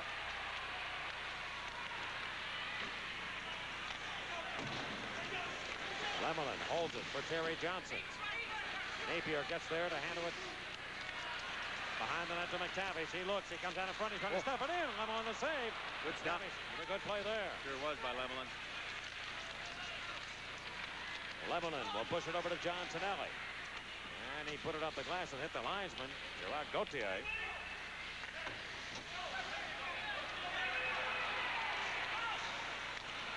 Tonelli will ditch it back to his own zone. And Terry Johnson will find Lanny McDonald. Back to Johnson. He and Baxter paired on the blue line.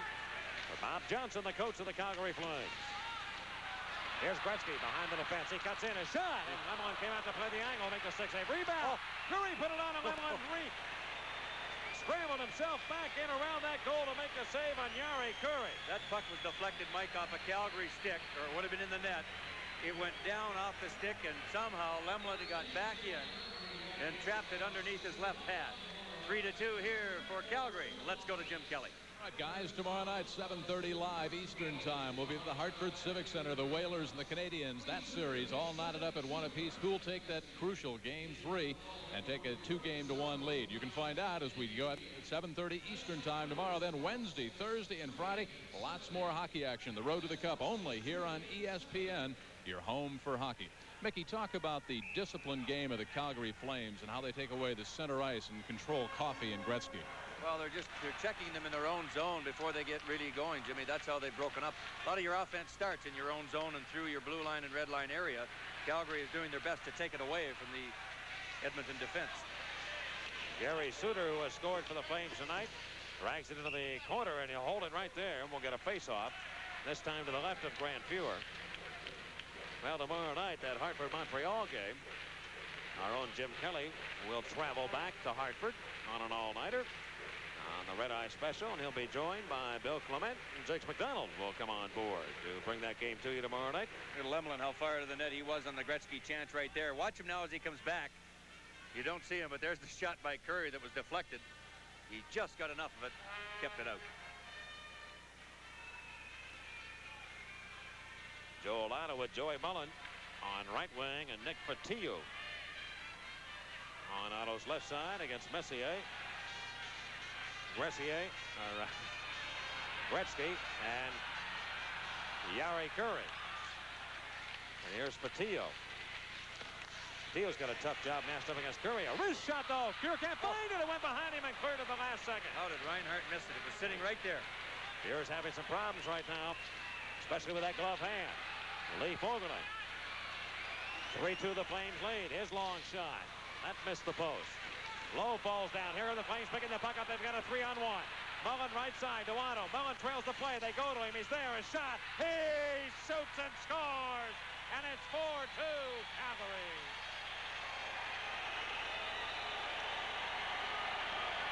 There's your 2-on-1 break again.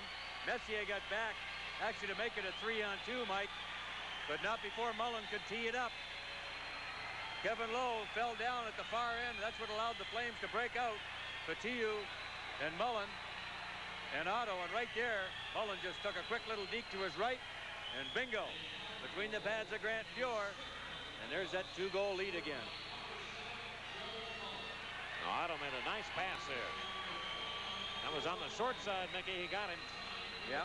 You know, the great goal scorers will find that space. When they get that opportunity, all they need is a little room to work with. They don't look. They just make their move and let it go. And Joey Mullen makes it 4-2 Calgary. And here is Patterson shooting one that hit the post to the outside. I'll tell you, Fuhr is really shaking down there right now. He's really got a problem. Wilson puts it in. Hokenluben, the Flames sense that too. Baxter right point. Snaps one towards the net. Fuhr had trouble seeing that one, but he got a piece of it. Dug out of there by Hokenluben. Charlie Huddy going for possession. And Huddy goes to the left wing. Ramos Suminen. Kruzleniski and McClellan, the other line mate. They put it in front for McClellan. McClellan skates all over the ice now. Looking for somewhere to go with it. He gave it right to Kerry Wilson. And Kerry Wilson leads the pack for Calgary. Trying to open things up. He looks. He puts it in front. Tonelli is there, but he can't get to it as he's decked. And Paul Coffey with 3:20 to go in the second period. Good burst of speed. Trying to go in deep against Terry Johnson. He centers it. Lemon knocked it wide of the goal. And it's lifted up into the crowd. Well, Joey Mullen scoring that goal. That's his 5th in the playoffs. That's really opened it up.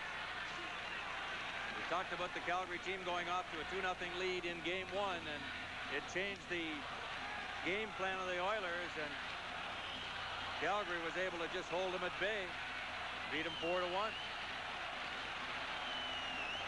Mickey, you were talking before the game to some folks with the Edmonton Oilers, and they had a long meeting, I guess, after the warm-up today. They had the music going. They appear to be, somebody told you they were ready to go. That's right. Yep.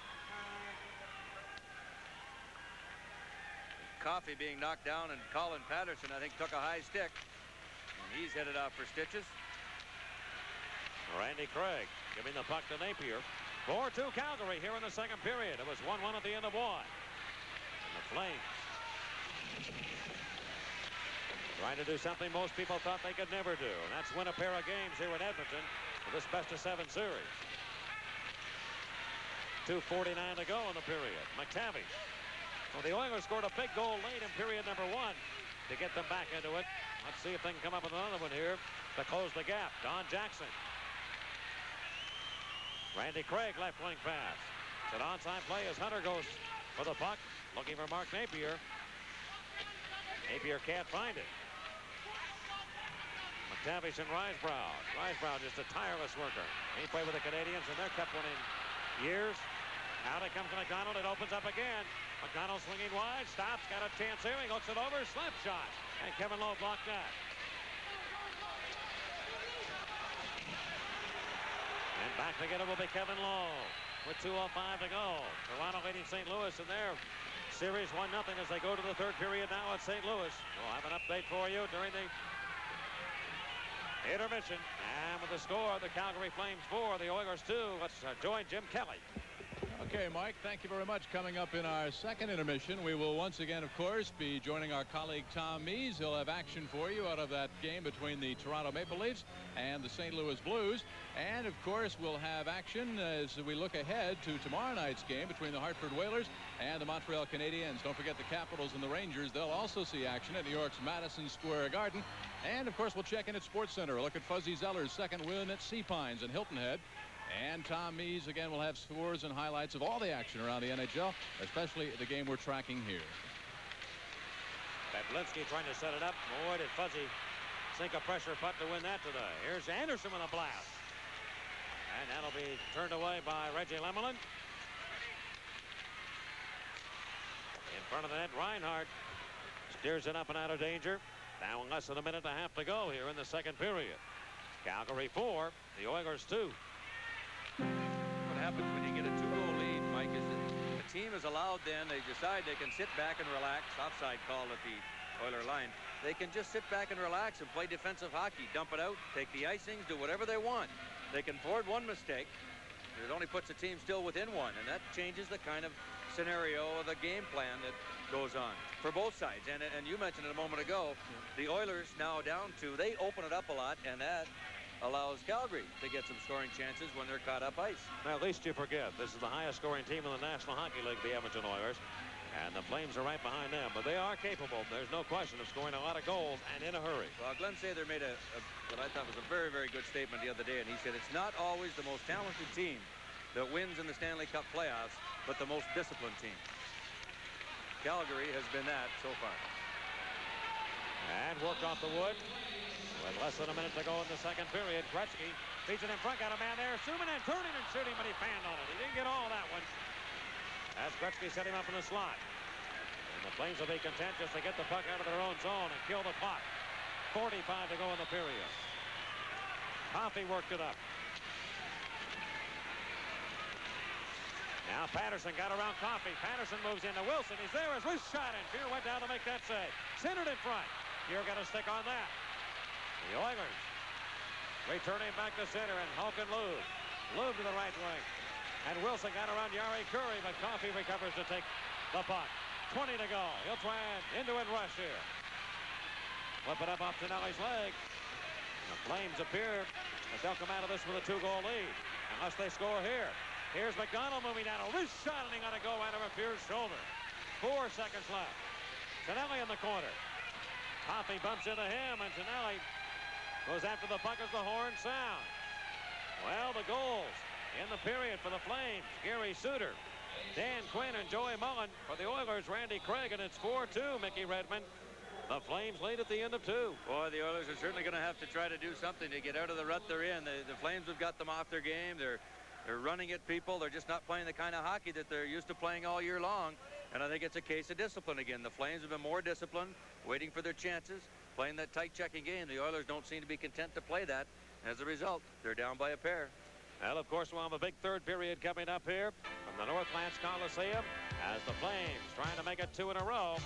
And we'll have more with the score: Calgary 4, the Oilers 2. For some St. Louis Blues players, Hunter almost scored on the short side as Reagan has been pressed here in the third period. So in St. Louis, Ken Reagan and the Leafs still pitching a shutout at the Blues. The Leafs trying to pull even in that series. Calgary trying to go up 2 games to none. Let's go back to Edmonton and Mike Lang and Mickey Redmond. Thank you very much, Tom Mees. And along with Jim Kelly and Mickey Redmond, this is Mike Lang. And Mickey, the Toronto-St. Louis series, you know, you watched Ken Reagan an awful lot this year. He's really come to the forefront here in the playoffs, and he's been tough to beat. Well, you get that great goaltending. Any coach and manager will tell you that's what you need to go any kind of place in the playoffs, and the Leafs are getting it from Kenny Reagan. The Oilers at home, they trail by 2 as we go to the third period, trying to get back into this game.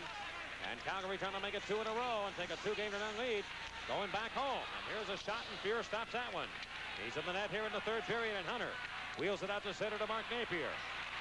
Blasting off the wood, around it comes. Near side, Hunter lets it go, and it comes all the way back to the neutral zone. Jim Pavlinsky Swings it up to Joey Mullen, who has his 5th playoff goal here tonight. Looks for Otto. It'll be a delayed offside, waved off, as it is pushed ahead now to McTavish. McTavish, he cut around. Johnson cuts in on goal. Oh. Shot, a great score there. Craig McTavish makes it 4-3. What a goal. 44 seconds into the 3rd period, and Craig McTavish on an individual effort from center ice beat at least 2 and maybe 3 Calgary players. Watch number 14, McTavish. Makes the deke right there, goes outside, puts it out there, takes it back, and an open net, and that is as fine an individual effort as you're going to see out of a hockey player right there. Well, McTavish put Terry Johnson, unfortunately, on the highway down to Calgary. Did he ever? He left a piece of his equipment hanging from the clock here at the Coliseum. Oh, that could be a very big goal for the Oilers. Within a minute of the 3rd period. Coffey will get one of the assists. There's the play. Oh, score again! They're going to argue on this one. It's a high stick. That is not going to be a goal. It was a high stick. It was deflected in with a stick above the shoulder. And you know who called it? Ron Finn, the linesman. That is not going to be a goal. It kind of looked like it was a high stick from up here. Terry Gregson did not see it, and he waved right away that it's a goal. But Ron Finn, the linesman, immediately came charging over to Gregson and said no. Now watch in the replay. Watch where Gretzky's stick is. No question about it. It's up over his shoulder. That is the rule. If the stick is over shoulder height, it's disallowed. A very good call by linesman Ron Finn. Boy, oh boy. That could have put this place on fire. I just can't help but notice tonight how many times Gretzky has gone to the referee and the linesman and just argued continuously all night long. Well, he got that stick up. There's no question, as we saw in the replay. That was an excellent call. These linesmen and referee day in and day out do a heck of a job. All right, the Oilers deny the tying goal. And Paul Coffey swings it in. Good ice, partner. He picked that one right away. And so did Ron Finn. He was a little closer. Now Anderson. And the Oilers are really coming now. Around it goes to Huddy. Anderson wants a penalty. Gretzky centers. Neil Sheehy trying to clear. Gretzky bumped by Sheehy. Stanley finally gets it up to Risebrow, and he'll work it out of danger. We got a lot of hockey left. Look at this. Here's Gretzky shooting, and he missed the net. All alone, too. Brzezinski behind the goal to Gretzky. Gretzky centers. A nice pass there, but Tonelli look at Gretzky. Able to read it nicely. Excuse me, Mike. Gretzky being belted by Sheehy. He got the stick up and slashed him. Got away with it. Now Yari Curry with some room. He cuts in. Around a man. A shot. Someone stopped that with his chest. Might have been up in the mask area. Put back in front. And the Oilers are really buzzing like bees around a high valve. Brzezinski lay it down the boards, but Lanny McDonald will carry it out to Gary Suter. He's in deep on the play. Remember, the Flames lead still 4-3 here in the 3rd. And here comes Lumley. Through traffic again, a shot and the save made. The rebound. Oh, loose in front. Clear by the Flames. Ah, great. Balls at fire. Boy, the Oilers are really coming now. This is hockey. Listen to this place. Lumley is dumped and injured. Lumley was pulled down, and here comes McCowan. McCowan swings in. Messier took it off his stick. Gary Wilson for the Flames. Had it deflected. Look at this. Race for the puck. Lemon's way out of the net. He's going to grab it and hold on. The score here at the Northlands Coliseum. Calgary 4, Edmonton 3.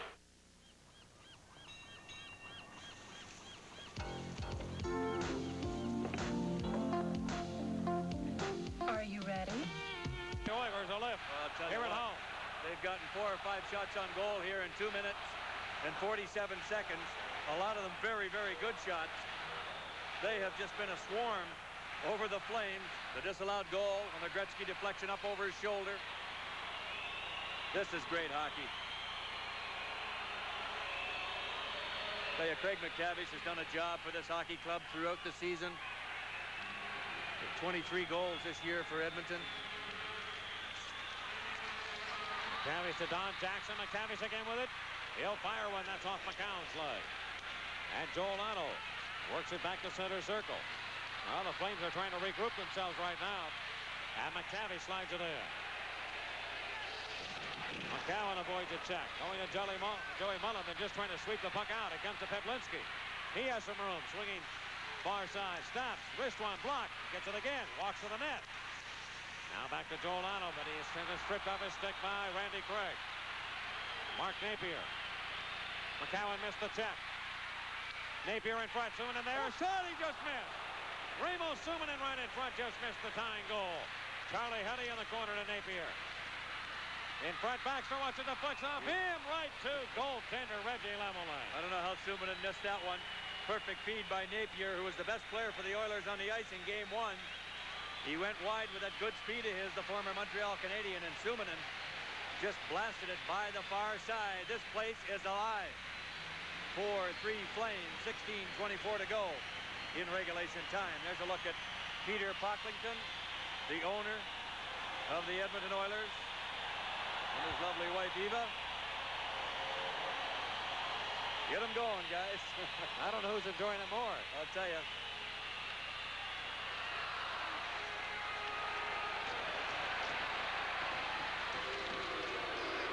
See the difference, Mike, now you get a whole new scenario set now with a 1-goal difference in the game instead of 2. All right, tell me, Mickey, how Calgary takes this momentum away, if they can. Right now, they've got them reeling. They're going to sit back. They can't help but sit back, because if they try to do anything else, the Oilers are on a roll. Back behind the net is Clint Anderson. Anderson's got a man, Coffey. He'll throw one that was deflected. Back behind. And that goal again is Messier. Worked off his stick. But again, the Oilers feed it around the net. That's where it's been the entire third period so far. Stanley trying to ramble back, and he will. 4.5 gone in the third period. 4-3, Calgary leading. And the Flames cannot get in. Gary Suter showing the poise of a veteran right here. Takes his time, goes to Tonelli. He's rammed by Charlie Huddy. Gary Wilson looking for an angle, and he has it. They let him go. They're wrist one, and Fuhr made that save. Boy, the check was missed by Anderson there. He just let him go all alone in. Here's a good stop by Fuhr. He seems to have settled down at least on that shot. Patterson off the sideboards to Gary Wilson. He's flying. Centers in front of Gretzky, and it came right to the net. And Fuhr stopped that off Wayne Gretzky, who took a check. Gretzky is hurt. He's bent over. Boy, that play came right off Gretzky's stick, and you looked at the league's leading scorer, Wayne Gretzky, who set a new NHL record with 215 points.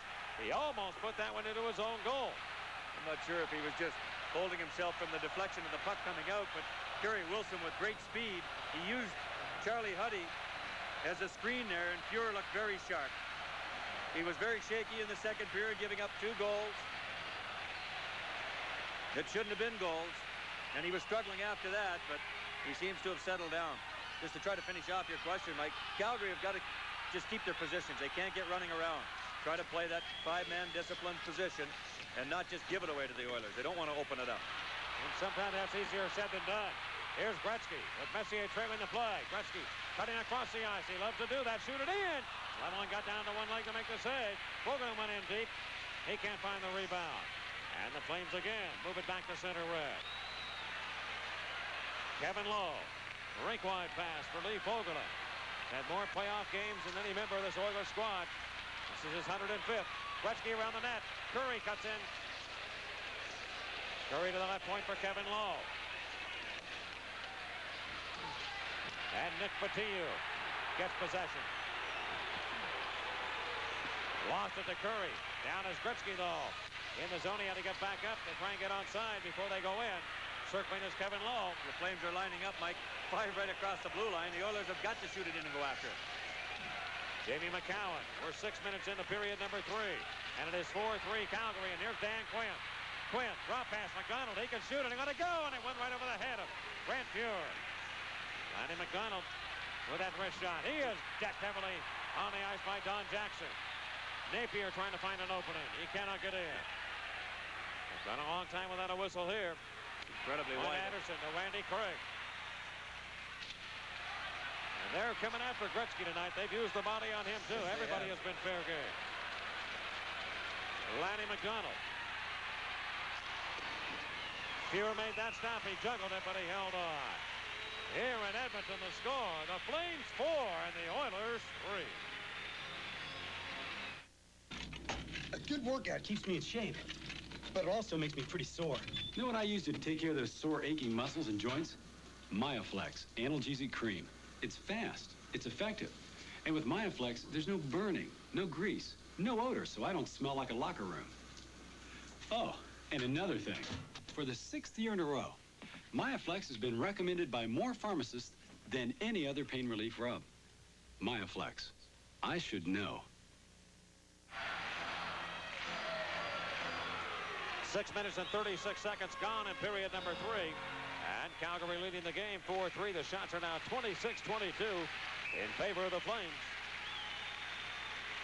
Calgary leads the series 1-0 by winning the opening game of the series on Friday night right here, 4-1. But Edmonton trying to even it up. They've got to get another goal to tie it, at least.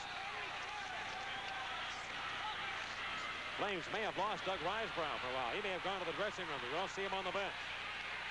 And here is Kruzhelnyski behind the goal to McTavish, who had a big goal early in the period to get the Oilers on the move. A shot deflected in, and Rumble make that save. He never saw that one at all. No, he didn't. It was deflected by 18 Napier.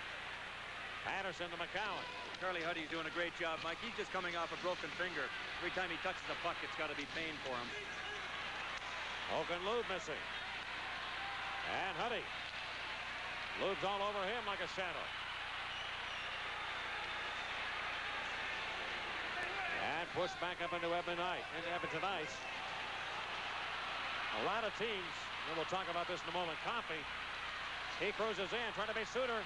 Got a half a step on him. Put it at the side of the net on a backhand attempt. Hunter behind the net. Hunter going to the left point as Lumley covered there. McTavish to Coffey, still around the goal. And a heavy check by Lumley. Peplinski steps into Lee Fogelin.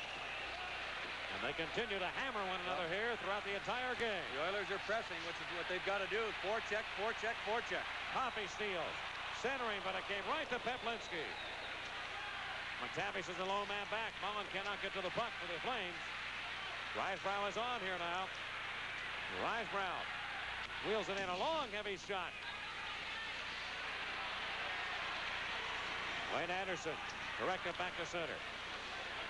And the Oilers again try and move in. They will. Messier takes it up the boards, cuts in, but he can't shoot it. He was pulled down. There could have been a penalty Was he there. ever? There could have been one there, but Gregson has put the whistle away here in the 3rd period. And it'll be Neil Sheehy. Unable to clear. Yes, he did. Lowe took it outside the line. All right, for an update on the condition of Doug Risebrough, let's join Jim Kelly. Okay, Mike, thank you very much. I'm just watching the captain of the Calgary Flames, number 8, skate by. I was down in the tunnel with Doug Risebrough just a little while ago. He was all stretched out. Mickey, it looked like a hamstring pull. They were applying ice. He was stretching it out. So I think that they're testing that left leg more than anything else because Mickey is a former player. You know better than anybody. If it stiffens up, it's no good. Well, Risebrough came back out on the ice. He looked like he was skating very well, Mike, to me. But indeed, if he did get a pull here in the 3rd period, early in the going, I think he'll ignore it for the rest of the period and do whatever he has to do at the end of the hockey game. Look at Cliff Fletcher, the general manager. The man standing in your picture of the Calgary Flames. 4-3, the Flames have the lead. He's going to try and bring up a point. You know, in most situations, if you can give a team an early goal and try and ward up the attack. And here's Colin Patterson. Patterson down the slide, his wrist shot. That went over the crossbar and hit the glass. Rink wide. It'll come to Messier. Messier plays it nicely up the board. Push it to low, and now here come the Flames. Lube is after it. It'll have to be Randy Craig. Lube leads it for Colin Patterson. Patterson, he shoots one that was deflected. And back to center. Well, the Oilers are really gambling all out, forechecking and defensemen up helping the forwards. Peplinski almost got around Randy Craig. Messier's pass to center. Oh, it's Anderson hit heavily by Joel Otto. It was. And there have been some penalties in the 3rd period, but none have been called. Joey Mullen can't tee it up. And Gretzky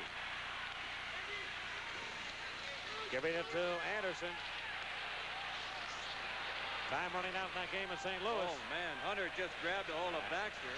Toronto still leading the Blues 2-0, trying to even their best-of-7 series.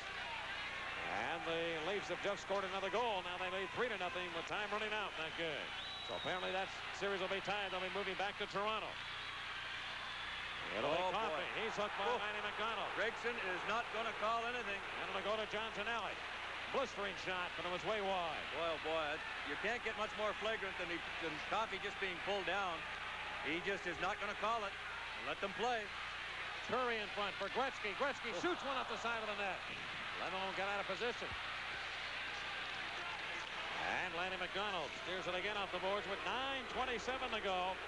Here in the third period. Huddy touches, icing call. The score, Calgary 4 and Edmonton 3.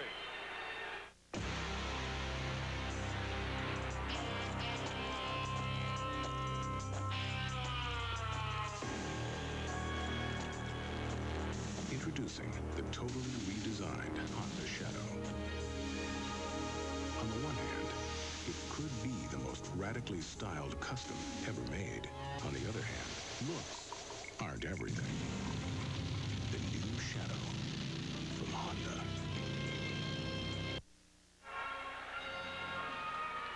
Mickey, I'm going to try again and try and get the point I was thinking about. The Oilers have controlled basically in this third period. They had an early goal.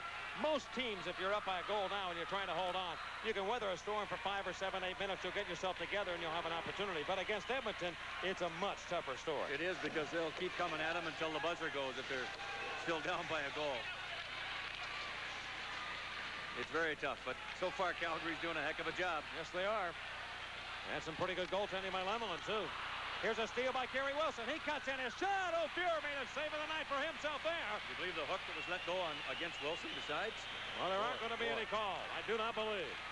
The rest of the way, Reinhardt for the icing call. You know, Gregson now, at this point, has put himself in a position where he almost can't call anything unless it's so bad. I don't know now what could be so bad that I haven't already seen here in the third period, but he's decided I'm going to let them play unless it's so flagrant I've got to call it, because it could be so critical, obviously, but you know, he had 2 ways to go. He could continue to call it tight like he's been doing through the game. Look at that hook right there. Now, you tell me that's not a penalty? Man, man. Well, Fuhr made an excellent save, too. He got the opportunity to get the shot off. He got around the hook. But Fuhr kept the Flames off the board. It still remains 4-3. You're going to have to basically mug somebody to get a penalty called against you now. To the left point, McCowan swings over, open space. He cuts down the slot. He's there. His shot. Oh, Fuhr got a glove on that shot. That was large. Boy. And back come the Oilers. They go in to win now. Krzyzewski trying to beat Sheehy. Coming out in front of shot score, Napier. It's 4-4. Lemelin gambled, and he lost the game. He gambled and lost. Big Mike Krzyzewski, number 26 for the Oilers, deflected the puck behind Neil Sheehy and went over top of him to deflect it by Lemelin, who had gambled and come out. Now watch the play develop. Napier dumps it up. It's deflected. There goes Krzyzewski over top of Sheehy and just tips it to 18 Napier. And how Napier got up there, Mike, to finish it off. He's the guy that started the play out at center ice. And with that great speed of his, he just blew by the man without the puck, Mark Napier. And it's a 4-4 tie with 8:36 to go. What a hockey game we've got tonight.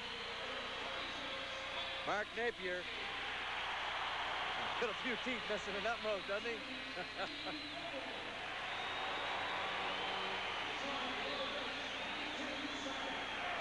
Napier's first in the playoffs. And we're tied at 4. Napier, back a couple of years ago, had back-to-back 40-goal years with the Montreal Canadiens. And was traded to Minnesota and then to Edmonton. Well, we told you going to the third that this Edmonton team was capable of scoring a lot of goals, and they've come back to tie it. Anderson moves in. Drop pass to Messier. To Huddy. He shoots one and sails wide. Well, you're thinking about that Patterson shot now on Fuhr. No kidding. That looks big. Fuhr's made 2 large saves here in the third period. Here they come again. Lumley off to Messier. Put it in front. Oh, Anderson almost tipped that one in. He is flat. And the Flames return. Just great hockey right now. Tonelli on the left wing is heavy slap shot. And that carried him wide. Back come the Oilers. It's in to win. Messier moving to the net on the short side. He's stopped by Lemelin's right pad. And it's Tonelli's turn. Do they have anything left? End to end. Band on it. Gretzky counterattack. And the great one moves in. Slap shot. And it was deflected by McCowan. Gretzky behind the goal. So dangerous here. To Hunter. Hunter. Wheel and deal. Manny McDonald trying to tie him up. We are tied at 4 here in the third. 3 to Don Jackson.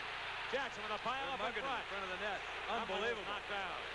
Gretzky swings a perfect pass to Randy Craig. A slap shot in front of shot. Now Lumley picks it up and hit the post. And he was decked. You believe this?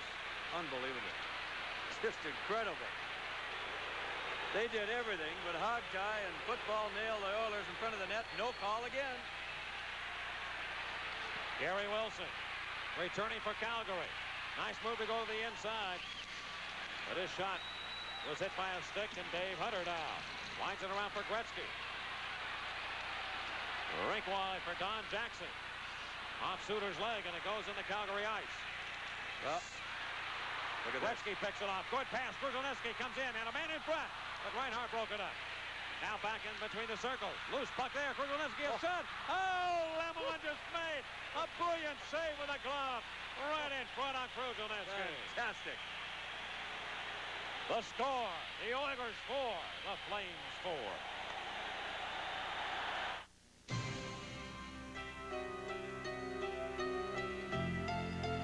This is the home of the world-famous Clydesdales, a symbol of Budweiser's long tradition of quality, the finest ingredients, beechwood aging, and a special touch of care and pride.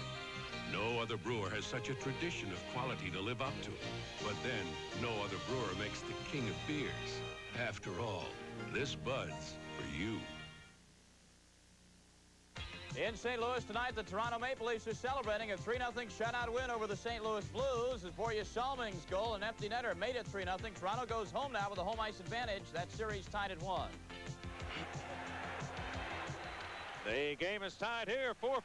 The Northlands Coliseum, along with Jim Kelly, Mickey Redmond. This is Mike Lang, and right now, the Oilers have battled back, and here's Peplinski trying to get the Flames a lead again. He moves in. His shot down low. Save. Rebound. Furkent knocks it away from the goal. And Napier now rushes back the other way. A giveaway to Neil Sheehy. Vogelin around the horn. Napier pitched off, beat Mullen. He'll go to McCaffey. McCaffey's 3-on-3. And poke check nicely by Sheehy back to the neutral zone. Boy, oh boy. These guys are really flattened by Joel Otto. Mike, they're getting away with just incredibly stuff out here. Coffey's going to come in deep in a 4-4 tie. He's pulled down. There's a penalty against Gary Suter. Here it comes. The first penalty of the period. One that probably should have had a dozen. And 5:45 to go. We're tied. The Flames 4 and the Oilers 4.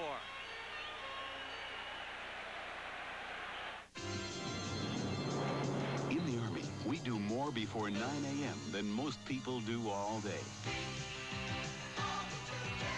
Hey, First Sergeant. Good morning. Hey, where did you learn about computers? In the Army. You were in the Army, too? Qualify for the GI Bill and the Army College Fund, and you can earn over $25,000 for college. What you do in the Army? Airborne. You used to jump out of airplanes? The penalty goes to Gary Suter, the young rookie defenseman. Picks it up at 14-15. And the Oilers, who are 0 for 5 on the power play tonight, you don't give them too many chances. There's the penalty there as Coffey was hauled down. Suter, a tripping call.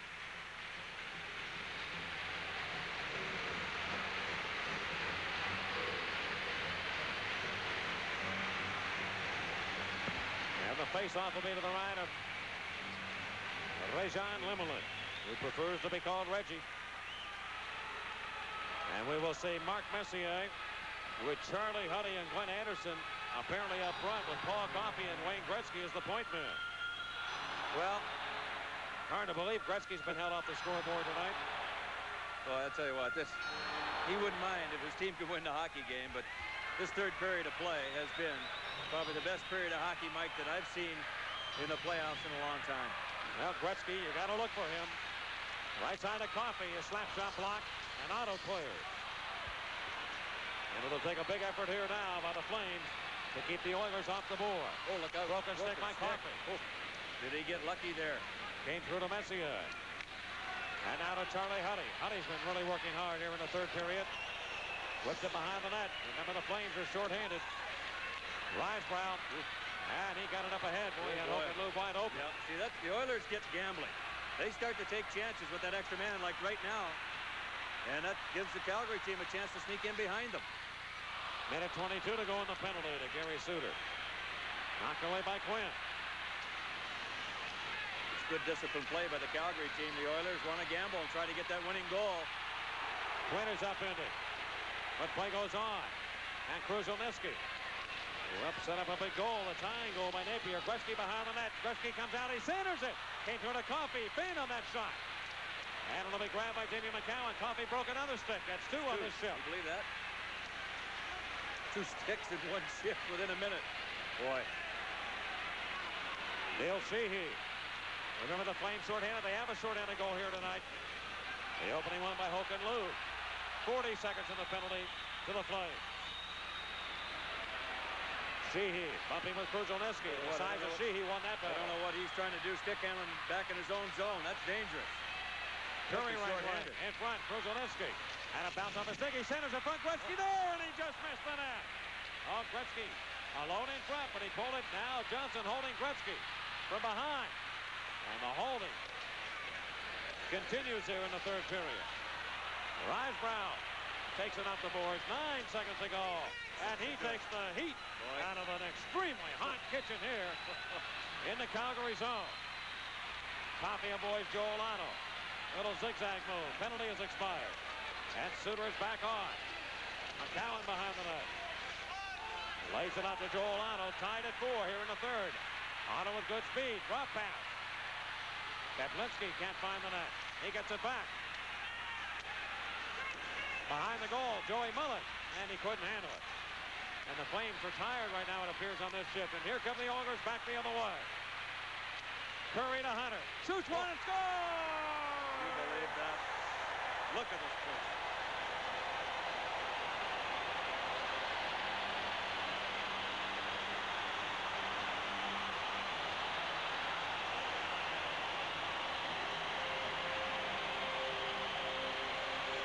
Dave Hunter. And Mike, he let a bullet go. Gretzky with the lead pass to Curry and a drop pass to Hunter. And did he ever get some lumber on that shot? He used the player as a screen, and he beat Lemelin low to the short side. See, Curry goes to the front of the net right there. And I don't think Lemelin saw it till it was too late. 3:14 to go in the hockey game. 5-4 Oilers. Gretzky and Curry get the assist on the goal. What a period of hockey this has been for the Edmonton Oilers. That man right there, Craig McTavish, started it all with as pretty an individual effort as you're going to see. Went through 2 defensemen and beat Lemelin, and what a finish we're going to have. Mike, take it away. Now do the Flames have anything left to get back and try and tie it? They've given up 3 goals here in this third period. By the way, the point by Gretzky, the assist on Hunter's goal, was his first of the night. But you had to figure somewhere, somehow along the line, he might figure in. And he did. Well, he's played a good hockey game, Gretzky. He's had several opportunities to score goals. I tell you, as good as the Oilers have been in the past, 2 straight Stanley Cups, they certainly showed an awful lot of character, Mike, at this point, to come back into this hockey game. They were a pretty disorganized group after the second period of play, down by 2 goals. Grant Fuhrer struggling. And now they've got the lead by 1. We're not over yet. And the Flames whipping in around Grant Fuhrer. Lee Fogelin going around the boards, picked up by Gary Suter. His slap shot, and that won't find the target. McTavish gets to it. It's onside, but Lemelin plays it. Right to Napier. McTavish off his glove. Check to 3. One of the Flames touches. Live puck again. And Lanny McDonald. Calgary trying to get some offense going. They can't get it out of their own zone. Finally, McDonald will carry it. He is checked, and Anderson returns. Glenn Anderson looks for a trailer. Got a man in the corner of McTavish. McTavish in front. 2 men there. Here's Anderson shooting. The backhander was blocked off his own man, Dave Lumley. 2:15 to go in regulation time. 5-4, Edmonton leading. Back to the net. And that went again. Off target. John Tonelli. Into the right wing corner, and Mark Messier. Left it right there. Hook and Lube is held. Turned around. Play goes on as Randy Craig. Trying to give it back to Jackson. Messier again working his own end. He knocks down Hook and Lube. The Flames are doing everything now to try and keep the puck in the Oilers zone. They can't do it. 1:44 to go. Time running out on Calgary. You got to be thinking about Lemelin maybe being pulled off too. With the extra attacker a possibility here. Anytime now, Mike, there's an icing that the Oilers did not want. And that'll be touched by Sutter, I should say, with 1:29 to go. The score, Edmonton 5 and Calgary 4. Until now, basic transportation was boring. Welcome, the 1987 Nissan Sentras. The all-new Sentras are longer, and they're wider for a big car ride. There are 5 new Sentras to choose from, including Nissan's sleek new Sentra Sport Coupe. Bye-bye, basics. Hello, Sentra. Who made their most affordable car even better? The name is Nissan, America's #1 selling import car.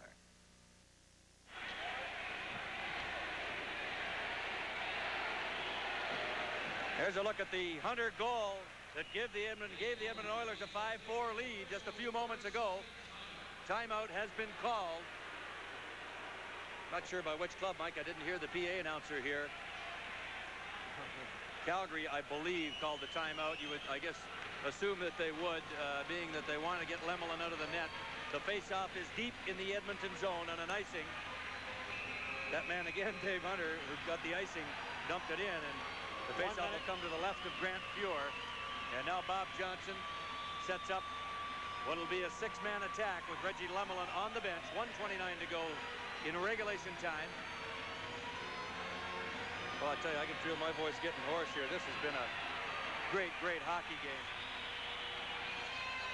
Well, Craig McTavish, who helped spark this club early in the third period with a goal, to make it 4-3. He's had a strong game. And look at this place. You ever seen him do this before? They're into the waves. Not in Edmonton.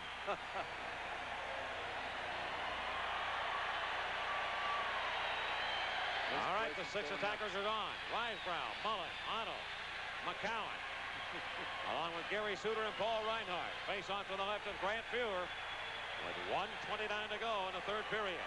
The Oilers have the lead, 5-4. 3 third-period goals. Risebrough, important face-off. Messier won it. And Coffey slides it off the boards, but not out. Right point, Reinhart. To Risebrough, shoots one. Blocker from Mullen. He scores! Yes. Joey Mullen scores to tie it. Oh, look out, Loretta. We're tied at 5. Unbelievable. You know, Mullen took that puck in his right hand. It was drilled right across the front of the net as the Oilers, 3 of them converged on the right side of the left side of Grant Fuhr. Now watch the number of Oilers. There's 5 Oilers on the ice and 6 Flames. There comes Coffey and Gretzky. And look at Mullen. He knocked it down. Fuhr has no chance on the play. Mullen caught it with his right hand, put it on the ice, and slapped it in the open net. Risebrough set him up. Look at that. Good angle right there, and we're tied at 5. And Lemelin is back in the net. It took exactly 9 seconds from the faceoff, Mike. Well, Mullen, Risebrough fired that pass across, and a great play by Mullen to settle it, and the quick release that he had got the tying goal. Well, the Edmonton team just got too many guys over on the one side, and they paid for it. This will be an icing play. I don't think it did. It came off the corner. Yes, it's an icing call against Edmonton as we go back to play. Well, I didn't think that puck went over the red line, but I don't see any argument out of the Oilers. And all of a sudden, you get the face-off right back where it started from. Boy, oh boy. We could go all night here. 1:11 to play. Joey Mullen with his 2nd goal of the hockey game and his 6th of the playoffs. Do you believe this game was 1-1 at the end of 1? 4-2 Calgary at the end of 2, and now 5-5. We go again. Lanny McDonald goes behind the net. He tried to center. It's off Fuhr's stick. After Edmonton controlled the entire third period for the better part. McTavish back. Right side. McTavish moves in. His shot. It's off Lemelin's arm. Minute to go. Wheeled around, but Huddy will come over and cut it off and hold it in for the Oilers. He shoots one that came off the boards very quickly. Back to Coffey. Put it up. Blocked. Here comes Lanny McDonald. Rysbrow's ahead on the play. Can he get it to him? He's behind Coffey. But Coffey recovers nicely to take it off his stick. This the And play here's Napier. Napier. Against Sheehy. Forcing wide. He got away from the check. Centers it. Nobody there but Lanny McDonald with 28 seconds to go. Unbelievable. This Lanny is like McDonald. Just like overtime itself right now, Mike.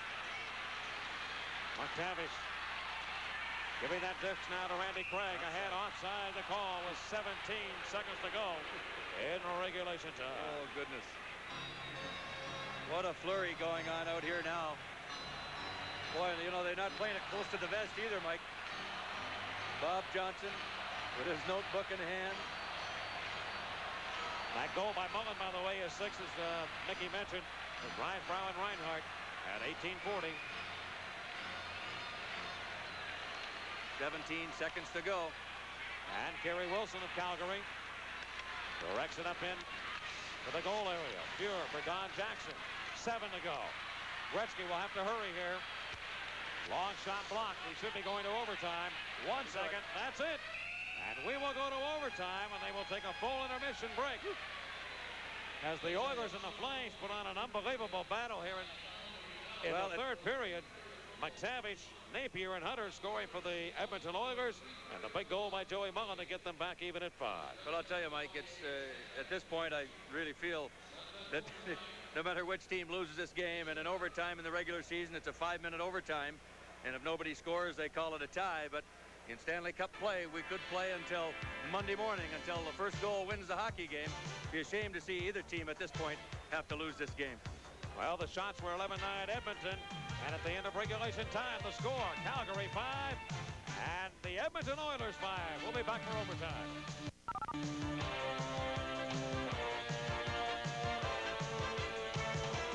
And quick, name one goalie who's never lost to the Edmonton Oilers. Well, he's rookie Mike Vernon, the Calgary Flames, 2-1 against the Oilers. He's not playing tonight because of a twisted knee, so he's now alongside our Jim Kelly at the Northlands Coliseum. Jim?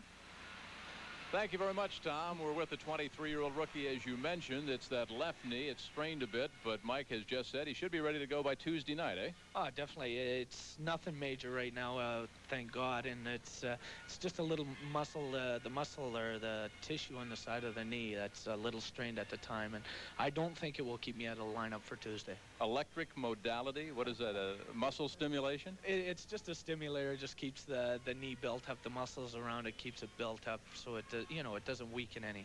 I know you wanted to play tonight. You said you'd like to go if possible. You're on a roll.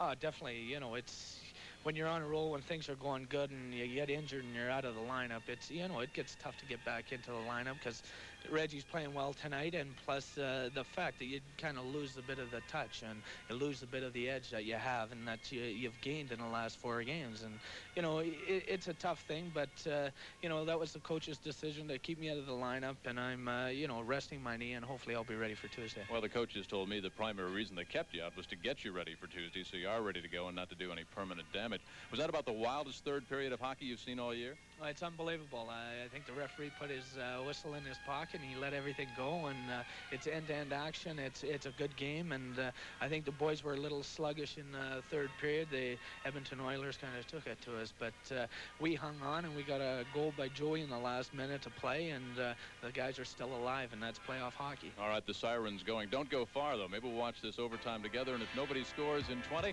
we'll come right back again. They're all knotted up at the Northlands Coliseum. The Edmonton Oilers and the Calgary Flames. We'll be right back with overtime. Let's go back to the Northlands Coliseum where the ice is all resurfaced and the teams are getting set for action. 5 for Calgary, 5 for Edmonton. First goal's the winner. Mike? Well, we've got our breath back, and it's a 10-minute intermission. I thought they would take a full intermission, and in the playoffs so far, Calgary's been involved in one overtime game. They beat Winnipeg 4-3. Edmonton did not have an overtime game, and fatigue really might be a factor here between these two teams. Looking at it, some other factors maybe. Mickey, going well, to there's overtime. no question about it, Mike. You know, you get into overtime. It's been a very physical hockey game up to this point, and certainly fatigue is a factor because one mistake and the game's all over. You just hate to see a team lose an overtime game of this importance by a bad goal. So let's hope that doesn't happen. Grant Fuhrer gets ready the left end from our broadcast booth. And Reggie Lemelin to the right, Bob Johnson. You know, back in '84, these two teams played a division final series. And Edmonton won the series 4-3. In that series, there were 2 overtime games, and Calgary won both of them. That's right. One of them right here at the Coliseum. Yeah, but they did not win the series. If I'm not mistaken, it was the April 18th game, game 5 of the series. All right, McTavish against Joel Otto, and the first team to score will be the winner here tonight. Sudden death overtime. And Don Jackson rolls it up into the Calgary zone. Up to head back to center.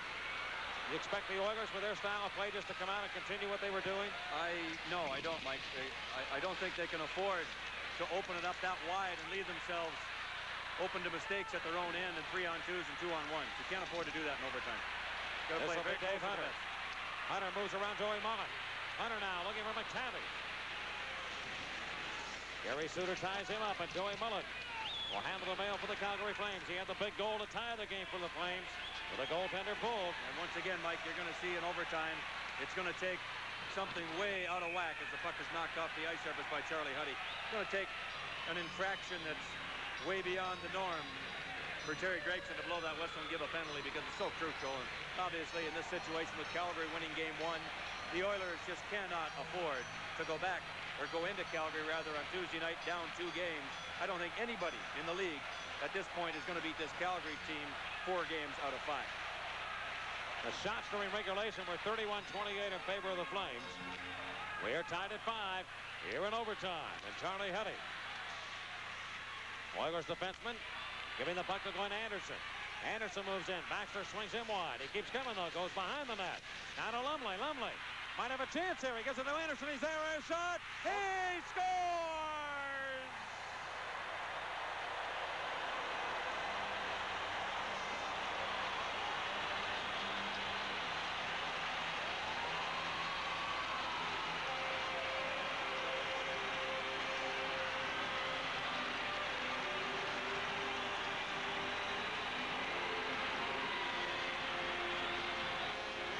Has this goal that has given Edmonton a tie in the series, but now tempers break out. You know,